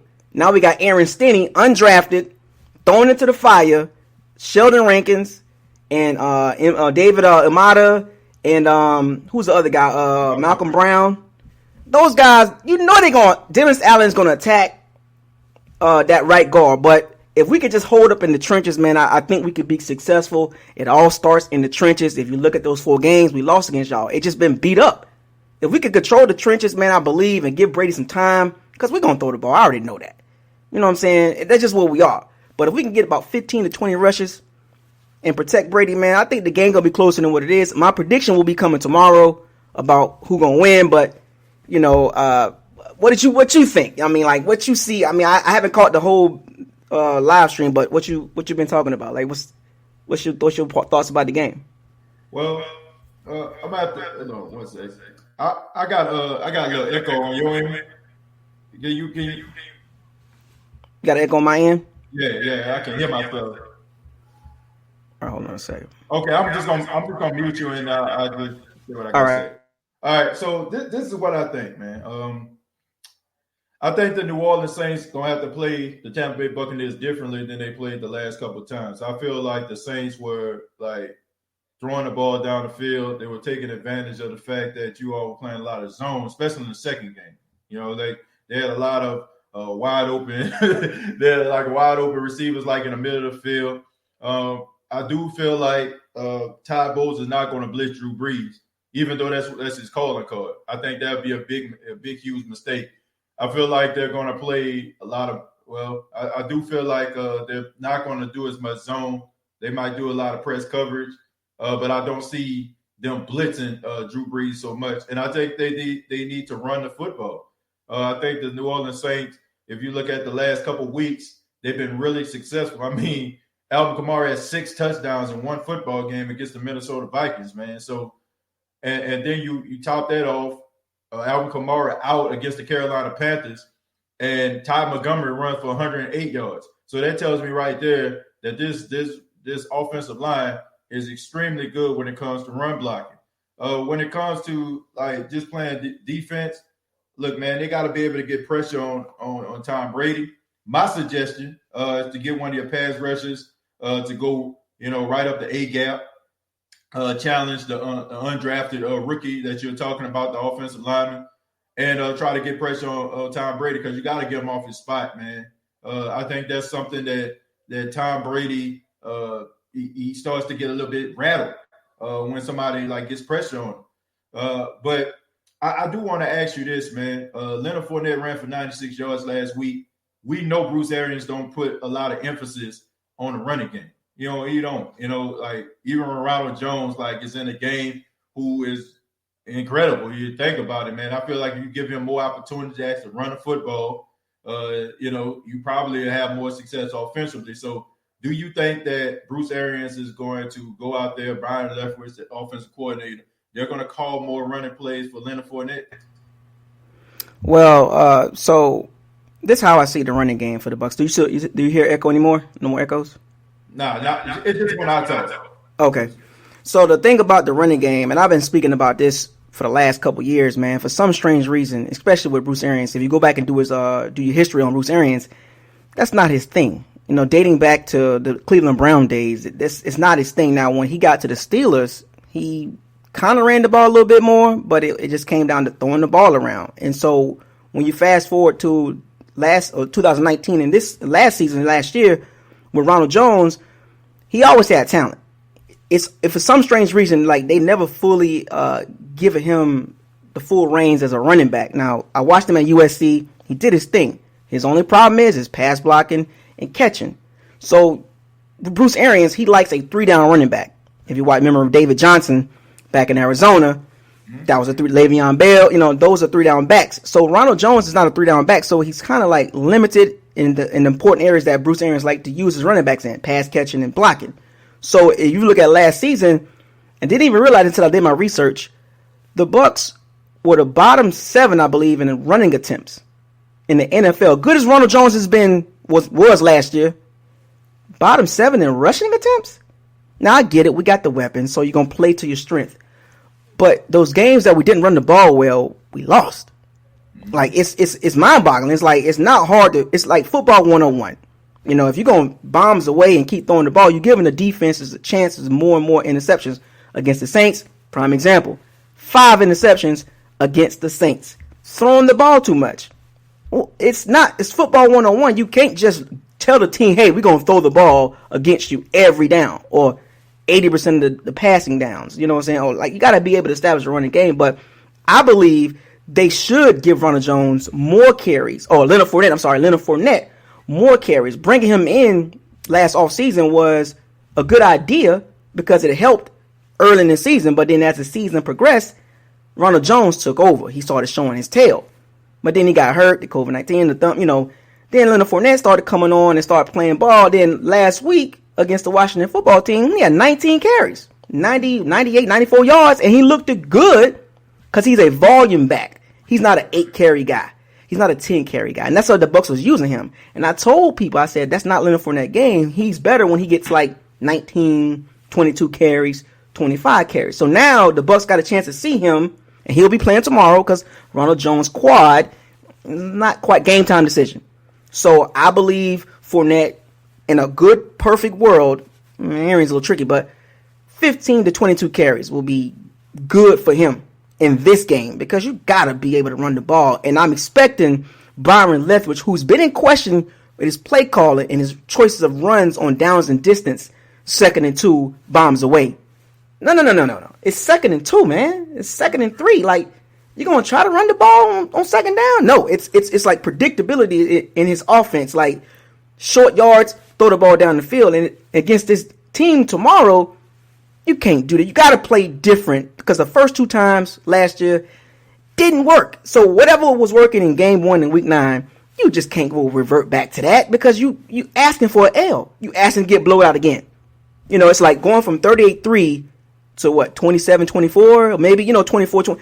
That's what you need to go at. Keep the Saints, off the field because the Bucs secondary ain't been playing great. Everybody's seen that. It's like I asked a question in my community. I was like, look, how many points, if the Bucs don't run the ball well, how many points that the defense gonna have to hold them under to win the game? I said 23, right? It was like almost 50-50. Like, we're gonna have to score more than probably 30 points to beat the Saints. But if you run the ball, you shorten the game and bruise up the Saints in the front, it makes a big difference and it takes the pressure off Brady. And I get it. Everybody want to throw the ball. We got all these weapons. And no, can't do that. So I'm just hoping, I'm praying that 15 to 22 carries for Leonard Fournette because I think he's going to play the whole game. You know what I'm saying? That's my personal opinion. I think Ronald Jones is going to be a scratch because he's quad. That ain't going to work in this game. You can't have a running back out there with a bad quad against this defense. So Fournette look good, and if he can carry on with that momentum and they can establish that run early, don't give it away. If you go down, even if you go down 3-0, 7-0, 10-0, don't just throw the running game away because you're down a couple points. We got the offense to come back, but you just can't run the ball 5 times. I keep looking at that game. That didn't make no sense. So we're going to see what Fournette do. I think he's going to show up. I think he's going to do good as long as they block. And specifically at that right guard situation, they got to help him. You know what I'm saying? They got to help that guy, Aaron Stinney. So I think Leonard Fournette going to have a lot of carries. Yeah, when I look at it, Buckles, I just feel like this, man. The New Orleans Saints, what they need to do in this game is to make sure, that they put pressure on Tom Brady. The one reason why I feel like the New Orleans Saints can win this game, it has absolutely nothing to do with the Bucs team. It has everything to do with Bruce Arians and his inability to commit to the running game. Last week will show you that if you run the football with Leonard Fournette, like you said, he's a high-volume running back. If you give him more carries, then he'll get stronger and stronger as the game go on. Even in Jacksonville, that's the type of player that he is. And he's pretty relatively fresh if you think about it because Ronald Jones was the starter. So you go into the playoff with a relatively fresh Leonard Fournette ready to run for you. Commit to him, but I don't feel like that's happening because he's too impatient. He wants to throw the ball down the field. He likes those shock plays, throwing it down the field. And honestly, I know why they threw the ball in week 9 because, Buckles, if you look at the analytics, it'll tell you that the New Orleans Saints couldn't cover passes downfield. At that particular time, the Saints were the most penalized team in the National Football League. They had more pass interference calls and holding calls in their secondary than any other team. So I understood the logic. But the thing about it is the Saints were just about to turn a corner around the time they played the Bucs, so you couldn't focus on throwing the ball down the field. I get that.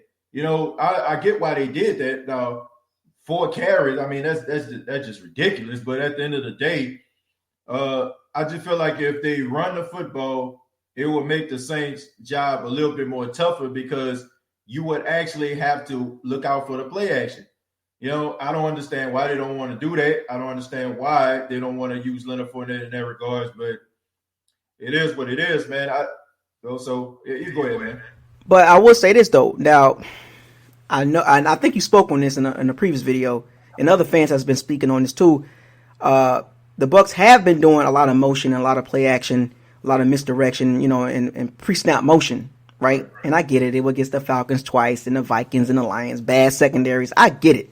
But it was more like a practice. The last 4 weeks of the season was more like a practice for the offense against bad defenses. And then when they played the Washington football team, you saw a little bit more there, with the quick pass to AB and those swing passes and all that. So you didn't see that, in the season, like early in the season against the Saints and other teams. Now that AB has been playing for about 6-7 weeks now, so he's more comfortable with the route concepts. The thing about with Bruce Arians' route concepts, they're down the field. They didn't have a short area quickness guy like Devontae Harris, you know what I'm saying, or a guy that can get open real quick. They don't have that type of receiver. So when they got AB, it kind of like worked out. It took a while for them to find that Brady type receiver. And we already know about Brady receivers, right? Wes Welker, Edelman, short area quickness guys that can get open in a flash within that 5 to 7 yard range. And we didn't have that. We had big receivers that's down the field, Godwin, Evans. It take them a while to separate. And if you notice, I don't know if you knew this, but the Bucs receiving core prior to AB was one of the worst yak receiving cores in the NFL. There's not a yak team, So now that you enter AB, he's a yak guy. Now he's very good in the slot, and that interesting matchup that you mentioned about the passing game and shortening the passing game, CJ Gardner-Johnson, AB, and PJ Williams, and that Godwin AB matchup, because that Evans and Lattimore matchup, it's kind of like it is what it is. I take that matchup. I'll be like, it is what it is. We've seen the results, and we have enough evidence and enough data to see that's just not the best matchup for Brady to be attacking. That's just raw facts, and that's just video. You know what I'm saying? Video can see that. If you can't see that, then if you're going to be biased that bad, then you overdoing it. You're too emotional. That's just a bad matchup. It is what. No matter how hard Evans try, he'll get some plays here and there, but it's just not consistent. And I believe Brady is smart enough to know you can't force the ball to Evans. You know what I'm saying? You got AB, Godwin, Brate, Gronkowski. So that play action game, that running game gotta work. It just gotta work. Watching the Green Bay Packers today against the Rams defense, ran the ball very well. And what did Aaron Rodgers do in play action? Killed the Rams. So it's a prime example of running the ball does that to a defense that tough. And the Saints got a tough defense. So if you run the ball and you punch them a few times, you open up the passing game even more, and Brady gets more relaxed. But if you just want to go bombs away, 45 throws and 12 rushes, you're asking for trouble. You're just asking for it. There's too much evidence out there to say, oh, we're just going to throw the ball all over the field. It doesn't work like that, again, especially in the playoffs. The farther you go, the better the team you play. You know what I'm saying? They're there for a reason. The Saints got there for a reason. And this matchup tomorrow is going to be very intriguing and very, very interesting, because I'm going to be paying close attention specifically in the trenches. Because you got to run the ball. I'm really, the coaching and the trenches. Those are the two biggest things I'm going to be watching. I'm not worried about the weapons on both sides. The weapons are good. The weapons are good. They're there on both sides. It comes down to Sean Payton, Bruce Arians, in the trenches on the Saints side and the Bucs side. That's where the game going to be decided at. No matter what they do on the outside. Because it don't matter. If you can't get the trenches right, those weapons ain't going to be no good. With Drew Brees, we already know what he's going to do. He's not throwing the ball down the field. And for some strange reason, the Bucs secondary I don't know what's going on here. He's not throwing the ball 20 yards down the field. It's 0-12. And the Bucs can't figure it out. I don't know what it is. Hopefully Todd Bowles, and you mentioned this earlier, with Todd Bowles and with Drew Brees, you got to play press. The number's there. 57.6% against press coverage. Get zone, damn near 80%. Like, you can't play zone against Drew Brees. He'll pick you apart. So you play press, and you just hope for the best. Like Brees, you're going to have to make some tight window throws or beat us over the top. It is what it is, because this is one game season. You ain't got time to be, it's next week. No, it's all or nothing. So Todd Bowles got to change his whole scheme up with that secondary, because it wasn't working the previous two games. So we're going to see what happens, man, with the passing game. Yeah. So. Yeah, no doubt about it, man. I'm looking forward to the game. I'm looking forward to seeing some of the changes that both teams are going to make in this game. I'm pretty sure it's going to be exciting. I don't think it's going to be a blowout like it is last time, but I think it's going to be one of those edge of the seat games. And like I said, it's going to be an exciting game, man. I mean, look, two legends playing. Like I said, this is going to be Drew Brees' last game in the Superdome. I mean, he's going to retire after this season. So, regardless if you're a Bucs fan or a Saints fan, I mean, it's going to be a game that we all can enjoy. Buccos, man, I appreciate it, man. And before you go ahead and plug your channel. Let everybody know how they can get in touch with you.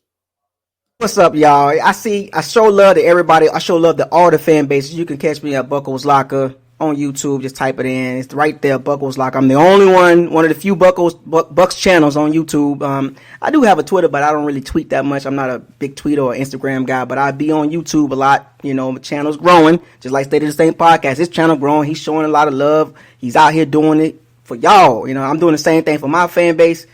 Y'all keep supporting these channels, man. We out here taking our time out to give y'all content. You know what I'm saying? And a lot of people scared to do this. It ain't easy. I tell you that. He can tell you the same thing. It's not easy taking an hour or 2 hours out of our time to come out here and have hundreds and hundreds of people in the chat room talking crazy or talking some sense, and got to ignore the trolls and all that stuff. So trust me, you know, shouts out to all the YouTubers out there for the fan bases. You too as well, man. You keep doing your thing, man. Buckles Locker, man. I'm here showing some love on your channel, man. Tomorrow, I look forward to the game. I'm going live, as I always do on Sunday. So even after the game, I'm going live again. So, and the pregame too for the first time. So I'm here, you know. So we'll be doing this again. I'm pretty sure after the game, I'm pretty sure we'll have a conversation on how the thing turned out. So, you know, good or bad. So. Yeah, man. I mean, and looking at the chat, man, you won a lot of the members of the Who Dat Nation, man. They like your realness. They like what you're talking about, man. So look forward to speaking with you, man, and doing shows with you in the future, man. I would love to do that. You know, I'm all about like having good conversations. Like I went on like other podcasts and seemed like guys just want to go back and forth about teams. But look, I don't mind going back and forth about teams as long as you bring some facts and some analytics with it. You know what I'm saying? We can have a nice conversation. You know, I'm kind of past all that, man. You know, just going back and forth, trolling and all that. Look, I just want to have a good conversation where people can actually learn about the opposing team, and they can learn a little bit more about the New Orleans Saints from my end, man. So I appreciate it, Buccos. Looking forward to chopping up with you in the future, man. Man, inbox. So we gonna link up. I was thinking about doing some stuff, but we'll talk offline on that. So with the other two teams, you know, with the Panthers and the Falcons, I figured something we could do something there. Yeah, you know, man. So we'll get in touch. Yeah, appreciate it, man. Salute to you, man. Take it easy. Yeah, man. Shouts out to Buccos, man. Good stuff right there. You know, like I said, man, I love people who can come in and they represent other teams, and we can actually have like good, solid conversations, man. You know, I mean, that's a good look right there, man. I appreciate that brother for being on, you know, and looking forward to doing some collabs with him in the future. And y'all check him out, man. He on YouTube right now, Buccos Locker, man. Y'all check him out. Good stuff. Thanks for the take, Buccos Locker. I really appreciate it. Hope you call in again. Yeah, Chanel. Shouts out to Chanel, man, out there. And shouts out to all the first responders and nurses and doctors and everybody that check out the State of the Saints podcast, man. Thank y'all for everything that y'all doing out there, being on the front lines, man, dealing with COVID-19, making sure people are healthy and strong. So shouts out to all the first responders out there, man, doctors, nurses, medical professionals. Thank y'all. Arians said they're going to double team him. Arians said that the guys that scare him the most. Yeah, they probably talking about Deontay Harris. Blue Apples, thank you very much for $5. Says, hey, TJ, I hope the refs don't throw ticky-tack penalties on the Saints. That's something to look out for. I pray that doesn't happen. Yeah, man, I just want them to be able to play. We're going to go on to Rudy. Rudy, what's going on, man? Not much, man. Who that to all y'all out there? First off, let's give a big hand to Buccos Locker. That man is their truth. Yeah, man. Good stuff right there, man.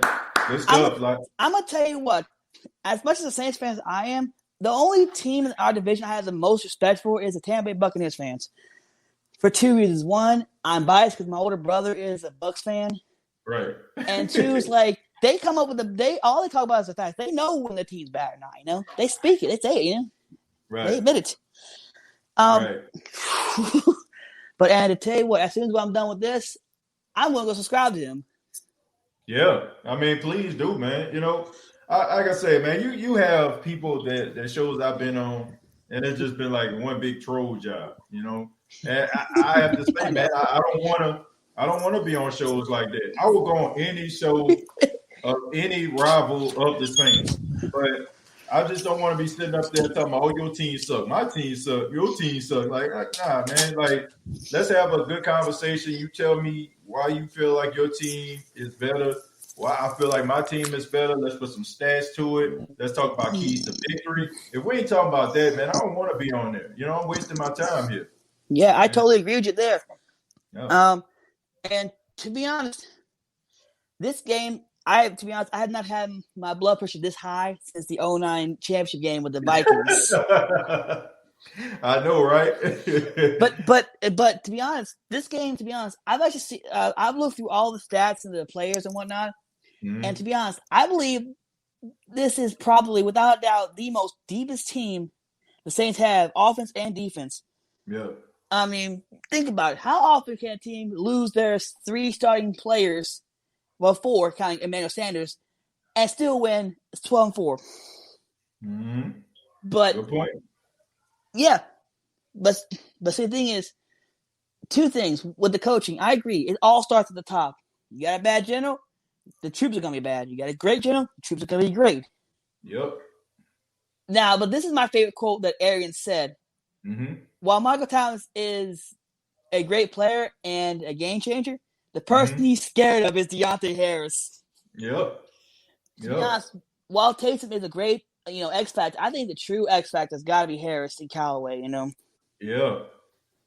Yeah, I do, man, and not to mention, Rudy, that Taysom Hill, he barely even practiced this week. He have a knee injury, so yeah, don't know how effective Taysom is going to be in this game. Yeah. So, and Taysom was like a really big factor in the last game when they played on week 9. I mean, Taysom was out there, running the ball and being extremely effective. You know what I'm saying? Extending plays. So not having him, that's going to be huge, man. The Saints going to have to find ways to try to, utilize somebody like Emmanuel Sanders or somebody else like Ty Montgomery to do some of the things that Taysom does. Yeah, I agree with you there. And let's give Sean Payton a little credit, because this man is known for being sneaky. He's been sneaky since the day he got here. Right. To pulling the Breeze deal, to win a Super Bowl. Well, he did in the Super Bowl, rather.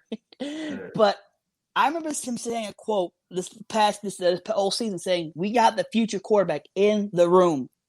Mm-hmm. And I think what I'm saying is, if Drew Brees retires, we got Winston. Right. And to be honest, I'm glad he didn't play Winston for that month, because of 2 reasons. One, to where he can keep a promise to Taysom, right, but also keep the market value down for Winston to where he gets more, to where he can probably get more incentive to play. Mm-hmm. And because think about it, it pretty much gives him an incentive to stay too. Yeah. Because think about it, they see what Taysom done. 3-1, great. But let's be honest, he was not doing so well in 2 of those games. Yeah. I'm just surprised we went 3-1. I'm just surprised we won it all. That's a testament to how good this football team is. Yes. For them to be able to weather the storm like that. Yeah. But yeah, and I'll admit it, that Eagles game sucked. We went in there. I mean, we were all in our heads. We were cocky as all get out. Oh my God. They needed that game, man. They needed that game. Yeah, I believe so too, because that game was a gut punch. Because we've had several games through this whole year that came down to a single possession. Case in point, Green Bay game, because Taysom Hill doesn't know how to anticipate, and it was caused a fumble. Mm-hmm. Yep. And how many times has Taysom's fumble almost cost us the game? Man, plenty of times. I mean, I could think about that Falcon game. In the last 4 minutes, he fumbled, but the ball went out of bounds. Like that could have been huge. It could have. If Atlanta would have got that ball, it would change that. Change possession. Yeah. But speaking of the game, the Tampa Bay Buccaneers game, man, what do you think about this game? What do you think the score is going to be? Well, first off, I'm just glad that we're getting all our players are getting healthy at the right time. The fact that we Right. have just a few injuries is mind-boggling. Right. Because how many times have we gone through this past few years with the team unhealthy? Yep. And to be honest, the loss with the Minnesota last year, I'm not mad at that because I seen that the highlights. They were attacking Warford like no tomorrow. Yep. He was play. And that's what happened. And that's what it comes down to. Interior play. If you have a great interior play, you're gonna have a great game. If it's sloppy, you're gonna get ass blasted. Pardon my Spanish. But to be honest, this game it's a great matchup because you got one guy who's in a body bag, you got another that can't catch a cold, and another that can't stay out of jail. Well, look, but that combination has been pretty lethal. It really has. And they can't put up 40 points, man. They can't put up 40 points. We've seen this before. We've seen how if this team is clicking and efficient, we know how dangerous they can be. So the Saints got to be on their P's and Q's, man. And this can't be one of those games where if the Saints jump out, you cannot take your foot off the gas. I agree. And the words of Coach and the words of Coach Yokes, we better leave no doubts. Yep. But now before I give my prediction, I'll let you know this. The Saints, if I recall, have only had like one, I think maybe 2 or 3 games where they only scored like 30 points, right? Mm-hmm. Just think how scary that is, the fact that you know that they have yet to reach their full potential. Yep. I'm like, okay, that scares me a little bit. That should make the other team a little wary. Like, let's hope we don't get blasted like we did in Week 9, because to be honest, that game felt like it could win at least to 50 points. Right. But I feel like this. You know, some of the highest scoring games the Saints have been a part of has been against Tampa. You know, I think 2 of the highest, for the exception, I think maybe, you know, with the Vikings and the Lions game, 2 of their highest scoring games against the Tampa Bay Buccaneers. So the Saints know how to get points with them. But all I'm saying is the Saints have got to be able to be efficient offensively. You know, like you cannot have a first half like you did against the Bears. You cannot. I mean, like, now, Grant, there is one thing I took away from that game is time of possession. If you had time to win time of possession, that leaves the other team off the field. Right. But and my other thing, and the thing I took away from the Vikings game is sometimes the old school shit is still effective. Yep. 6 touchdown proves it, you know. Yep. Running the football is still efficient, still important, still imperative to success of teams. Yes, it is. So Rudy, what's your final score, man? As you know, I like to keep things in the realm of possibility. So I think the Saints are going to win 38-31. Okay, 38-31. So you got them winning by 7 points. Yeah. Nothing wrong with that, man. No. Like I said, and this has been a narrative throughout the entire show, Rudy. As long as they have 1 point better than the Tampa Bay Buccaneers. Speaking of which, that could kill it. But that does bring up an interesting point about the 1 point. I've known it was around the Falcons game, the first one. It looked like Lutz maybe pull something. Either he's in his head or pull something. He needs to take a breather, otherwise that's gonna hurt him.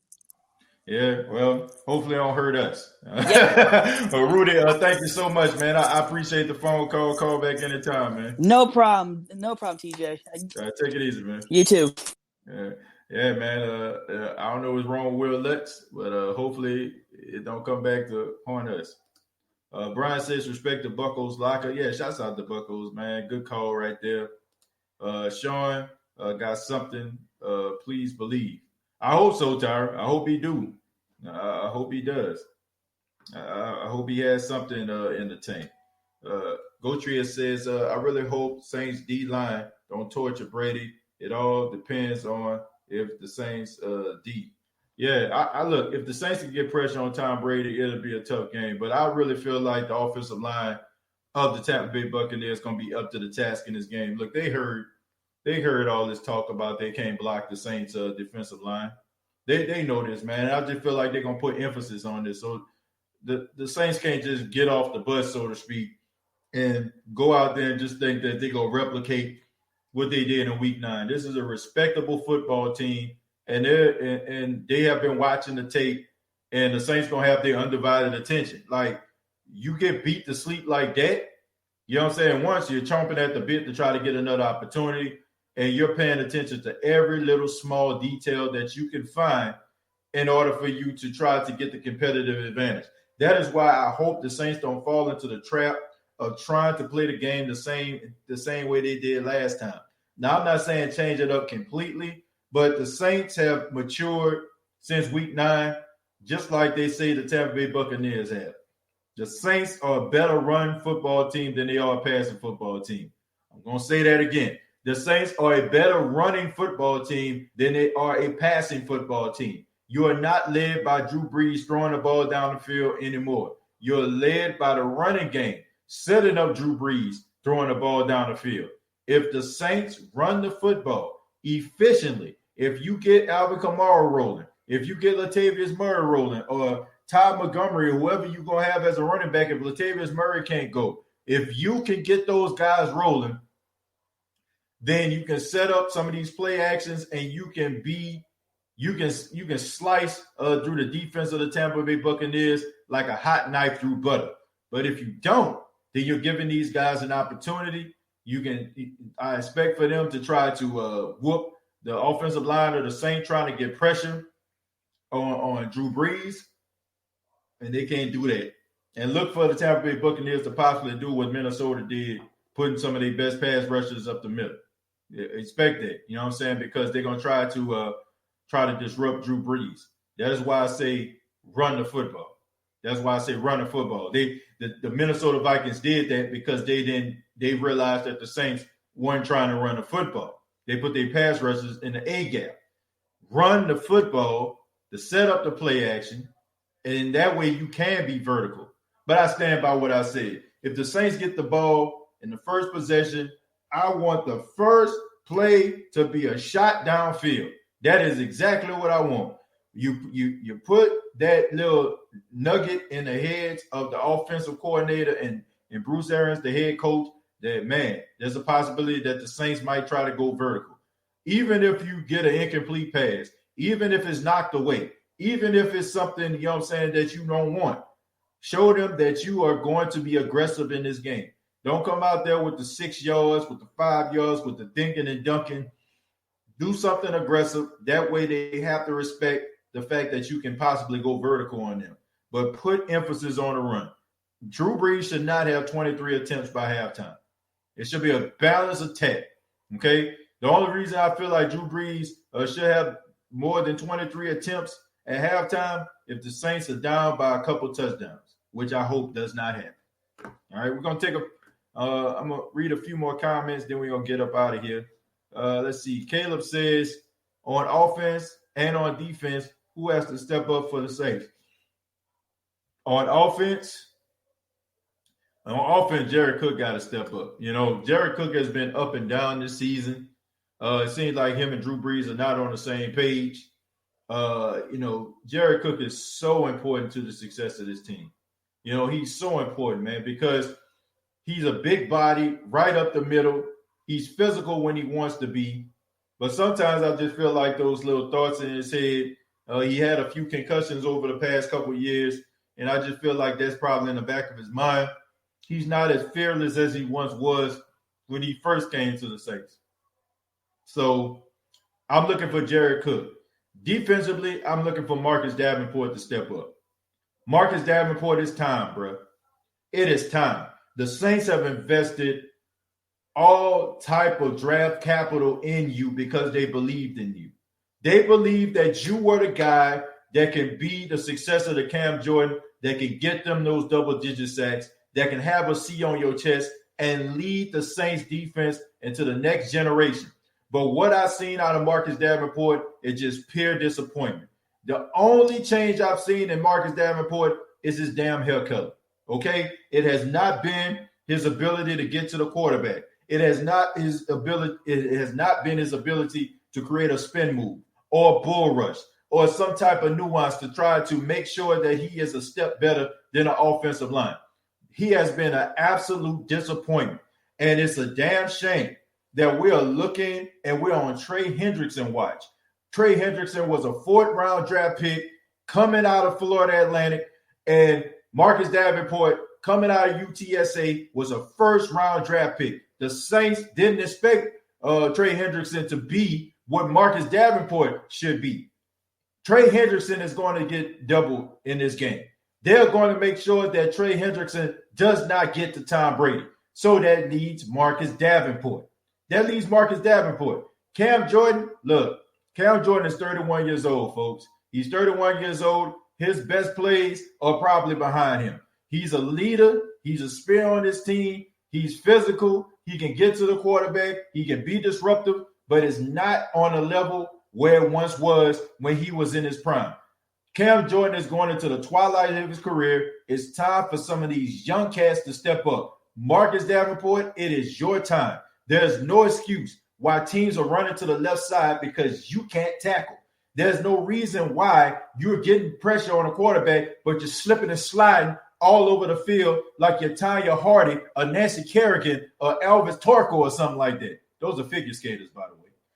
It is time for this guy to step up.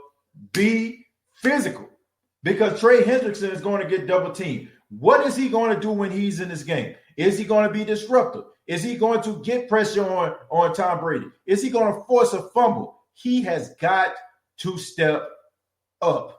I'm calling on Marcus Davenport. That is the guy who needs to step up in this game. He's too nonchalant. He's too cool for school for me. Okay? I wonder what makes this guy tick. Does he have an edge? Is he physical? Is he tough? Because the only thing he's showing me right now is he's an extremely gifted guy with great athletic ability, but he's soft as cottonelle tissue. You put his athletic ability into the body of a Alex Anzalone, you probably have yourself something. Alex Anzalone is a guy who tries hard, but he's just not as good. Okay? You put the skill set of Marcus Davenport inside somebody like Craig Robinson, he'll be the best linebacker in football. Marcus Davenport needs to step his ass up, okay? It's time out for all the play. It's time out for the games. People have invested draft capital in this guy, and he has done absolutely nothing but just be an embarrassment this season. Straight up. He has not really done anything. I mean, it got so bad versus the Minnesota Vikings. It got so bad against the Minnesota Vikings in the second half, they switched Cam Jordan from the right to the left because he couldn't stop the run. I don't know if you're hurt. I don't know if your feelings hurt. I don't know if you're just soft. All I know is we don't need no half-steppers going against the Tampa Bay Buccaneers and Tom Brady in the playoffs. He needs to step up. But like I said, offensively, I'm looking at Jared Cook. Defensively, I'm definitely looking at Marcus Davenport. This has got to be his game. This has got to be his coming out party. This has got to be the game where Joe Buck says his name so many times, you think that he was listening to Destiny Child. All I'm saying is you got to say this guy's name. He has to have his name being called constantly in this game. I don't expect for Cam Jordan to really just be as disruptive. I mean, Cam Jordan has had a down year. Trey Hendrickson, I expect for Gronk and Donovan Smith to try to double team him. But, bro, you got to step up. You got to step up. Are we mostly or fully healthy? Well, we're fully healthy. You know what I'm saying? We're fully healthy for the most part. You know, except for Patrick Robinson, who won't be playing in this game. We need to use our big safety guy. Last name begins with an E. Big safety guy. You're talking about, I know you're talking about DJ Swearinger. Well, I hope that DJ Swearinger gets some playing time in this game. Just from what I've seen, Taysom is turnover prone, but has done a lot better job since Drew been back. Yeah, it's because they're not expecting for him to throw, Felipe. They don't expect for Taysom Hill to throw the football down the field. You know what I'm saying? Like, they're not expecting him to do that. They expect for him to go back to his RPO type deal. Now, he was supposed to throw the ball downfield to Deontay Harris last game, but he held on to the ball too damn long. You know, I mean, look, Taysom ain't ready for prime time when it comes to the quarterback position, but when it comes to him actually running these RPOs, he does a really good job with that. Okay, so if he's in the lineup doing that, that's fine. But if he's in the lineup doing being quarterback, then I would have to pass. But I do think the Saints need to do something different. I think they might need to even try to bring out Jameis Winston in this game. I think they need to bring out Jameis to throw some of those deep passes, or hand the ball off. Try to confuse the defense. That's what I feel. But I don't think that's going to happen. I don't think they're going to use Jameis at all. Okay, but I would. Jay Josh says, we will miss Alexander. That cat we got from the 49ers, he was balling before he went out with his Achilles. Yeah, I agree. Yeah, we definitely going to miss him in this game. He was tough, he was physical, and he was a great compliment to Demario Davis. You're right, TJ. Davenport needs to step up, and Cooks. Yeah, those are my two guys.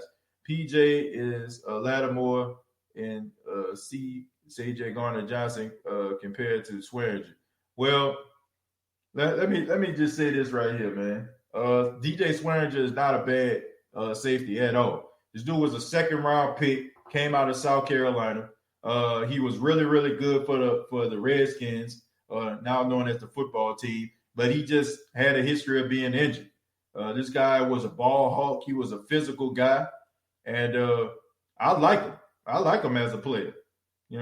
I think that if the Saints were to have a safety go down and he would come in, I think he better than probably, I'd say at least about 10, 11 teams safeties. He can start on at least about 20 teams in the National Football League. So he's fortunate. We're fortunate. We're fortunate to have this guy on our team. Let's see. TJ, you think we're going to draft a linebacker in the draft? Nope. I think we're going to draft a cornerback. in the draft. Look, we got Lattimore. I'm pretty sure they're going to pay him. You got Janoris Jenkins, who's about 32, 33 years old. You can't just count on a 32, 33-year-old cornerback and think that, you can't go out here and, well, let me backtrack that. You can't have a 33-year-old cornerback and think that you're going to continue to use him as the years go by. He's going to slow down. He's going to regress. So you got to make sure that you have an extra corner. So I expect for the New Orleans Saints to get a corner in this draft. I don't think they're going to get a quarterback because I don't think Sean Payton really likes young quarterbacks too much. I can see them getting a cornerback. Do you think if the Saints win tomorrow, they have a chance to beat Green Bay? Yeah, of course I do. It's not like the Green Bay Packers blew the Saints out last game. The Saints got to play mistake. Look, in order to beat the Green Bay Packers, you got to play mistake-free football. You cannot give them an opportunity. The Saints lost against the Green Bay Packers because Taysom Hill fumbled the football. The Saints were able to get a turnover on the Green Bay Packers, and the next play, Taysom Hill fumbles the football. Green Bay gets the ball back, and they never relinquish the ball back to the Saints. You have to play mistake-free football to beat the Green Bay Packers. So is it possible? Absolutely. But you got to go out there and you got to play mistake-free football. You can't turn the ball over. You can't throw interceptions. You can't miss assignments. You got to play pretty close to perfect in order to beat that football team from what I've seen today. TJ, remember that Minnesota playoff game, the first stone? We had three quarterbacks, and at the same time, Teddy Bridgewater. Oh, yeah, that three quarterback set. Yeah, I don't think that was a real legit play. I think they just put him out there, and they called the timeout because they weren't ready for it. I don't think that was the actual play. Sorry, I meant Troutman. We need to fit him in to our receiving or running the ball and during red zone times. Yeah, I agree with that. I think that Adam Troutman can be a good red zone threat. I still think he's emerging as a blocker. I think we're going to see the best version of Adam Troutman next season. But I do think that the Saints are going to utilize Jared Cook in this game. They should. Green Bay ain't nothing. Brian, I disagree with you. If you saw that game today, The only reason I can say this, and I'm just being real, the only reason why somebody would say that, and I love you, Brian, the only reason I say that anybody would say that Green Bay ain't nothing is because you're looking at them. You're looking at them with anger and frustration. You know what I'm saying? Because you wanted them to lose. You know, that was a good performance by that team today. It was a good performance. You would expect for some things to possibly go wrong. It's the playoffs. Everybody's good. But for the most part, I mean, you take the number one defense in all of the National Football League, you put up 500 yards against them. Look, you're going to have to play your A game to beat those guys. You know, you got to play your A game. Cooks is too inconsistent at times. Well, I hope. But the thing about Jared Cook, he may be inconsistent, but he'll give you a play. He'll give you a play or two. When he does make a play, it's a big play. It's a 60-yard touchdown.